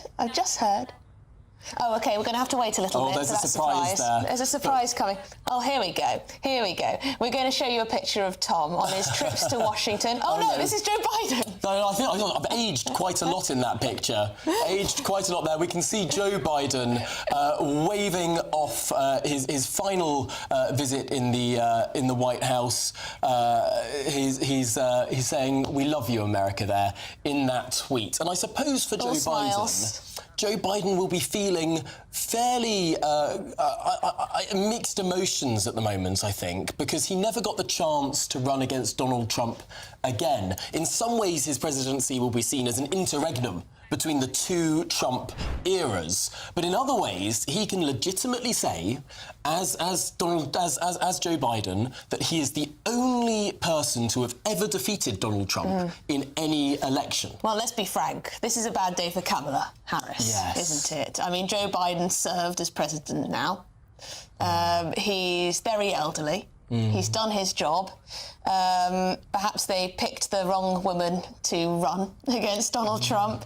But yes, it must be a difficult day for her, to say the least. But a very exciting day for those who want Donald Trump in the White House. So there you go. Absolutely. And you could say that some of the blame lies at Joe Biden's feet as well. I mean, he dropped out very late in the day after significant internal pressure, after we'll all remember that staggering debate performance where in the first few minutes of the debate, the president was just losing his way. I mean, it was quite extraordinary how much he stumbled, how frail he looked in that debate. But we're going to take you inside the Capitol now. Not now, but about a month ago, because there I am inside the rotunda, but it's not this picture, it's the next one that is the interesting one. Just to the side there I am. I'm going down inside the floor of the Lincoln Room there. And if we look a little bit closer, just down underneath that floor, there's a hidden staircase that doesn't go anywhere. It's just a completely disused bit of the Capitol, just yards from where Donald Trump will be swearing in. And on the wall, there I am, signing my name in Sharpie. So that is just a few yards from where Donald Trump will be. Well, what a moment for you, eh? What a moment. Oh, it's a very silly little thing. That. Why not? Yeah. Why not? Your name will always be there. Yeah, until they wipe it off, until they clean it. Well, yeah, they might decide to actually do that at some point, won't they? Yeah. You know, if people are writing rude things. Are people writing rude things? No one's writing rude things, just their names. And it's a tradition that's been going back since they dedicated it as the Lincoln Room. Yeah, very harmless. And I know that elected members of both houses have done it too. It was actually a senior staffer who told me to do it. So it's not my fault. He told me to do it. Yeah, not my fault at all. It looks like we've got some more arrivals. Yes, we do. Who is in this car? Of course, there are so many dignitaries turning up, but they'll have to really squeeze in. I mean, it's a grand building, the US Capitol, but it is not the same size that you could expect for doing it outside. I mean, there's a reason why this ceremony has taken place outside on all but one occasion that we can remember. There's one it's just story. Because it's too cold. Yes, just because it's too cold. And to be fair, Donald Trump will have been reading his history on this, because there was an old president back in the 1840s called William Henry Harrison.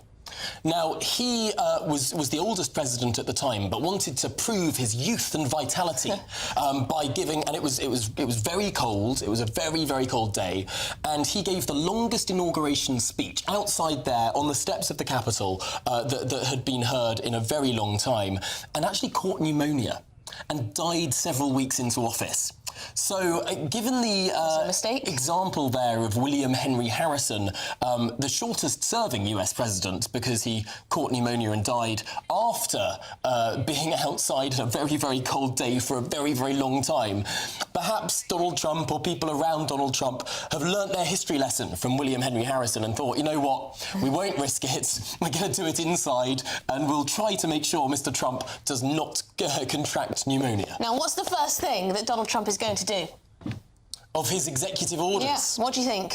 I think there'll be a huge number of executive orders directing what the federal government should or should not be doing. Those are the safest executive orders to make, when it's something that just is about what the federal government is doing or what employees of the federal government can do. Those won't be able to be struck down by any court, because that is completely within the president's power. There are other executive orders that are contested areas, that should this be done through legislation, or can the president do this by decree? So I think actually a lot of these early ones might be, significant in cultural terms, but less significant in terms of legislation. I mean, he won't be able to sort of wipe out laws by decree. So he won't be doing anything on mass deportations day one, or starting to rebuild the wall, or, well, he has also promised to end the Ukraine war on day one, so there's that. I'm not sure you can do that by decree. No, although, I mean, that is something that perhaps he will be able to do more through what's known as the bully pulpit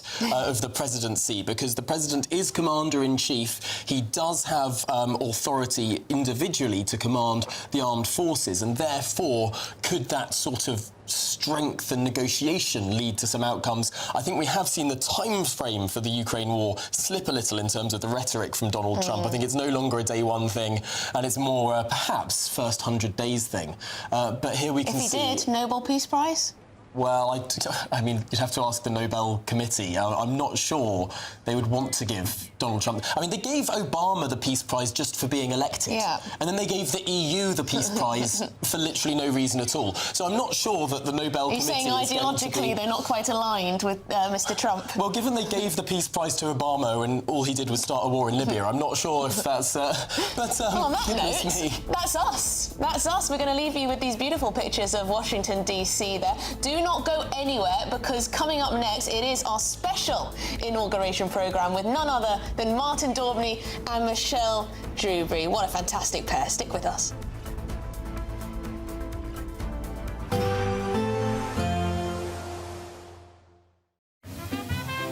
Heavy showers first thing will be followed by a warm, cosy day. Boxed boilers, sponsors of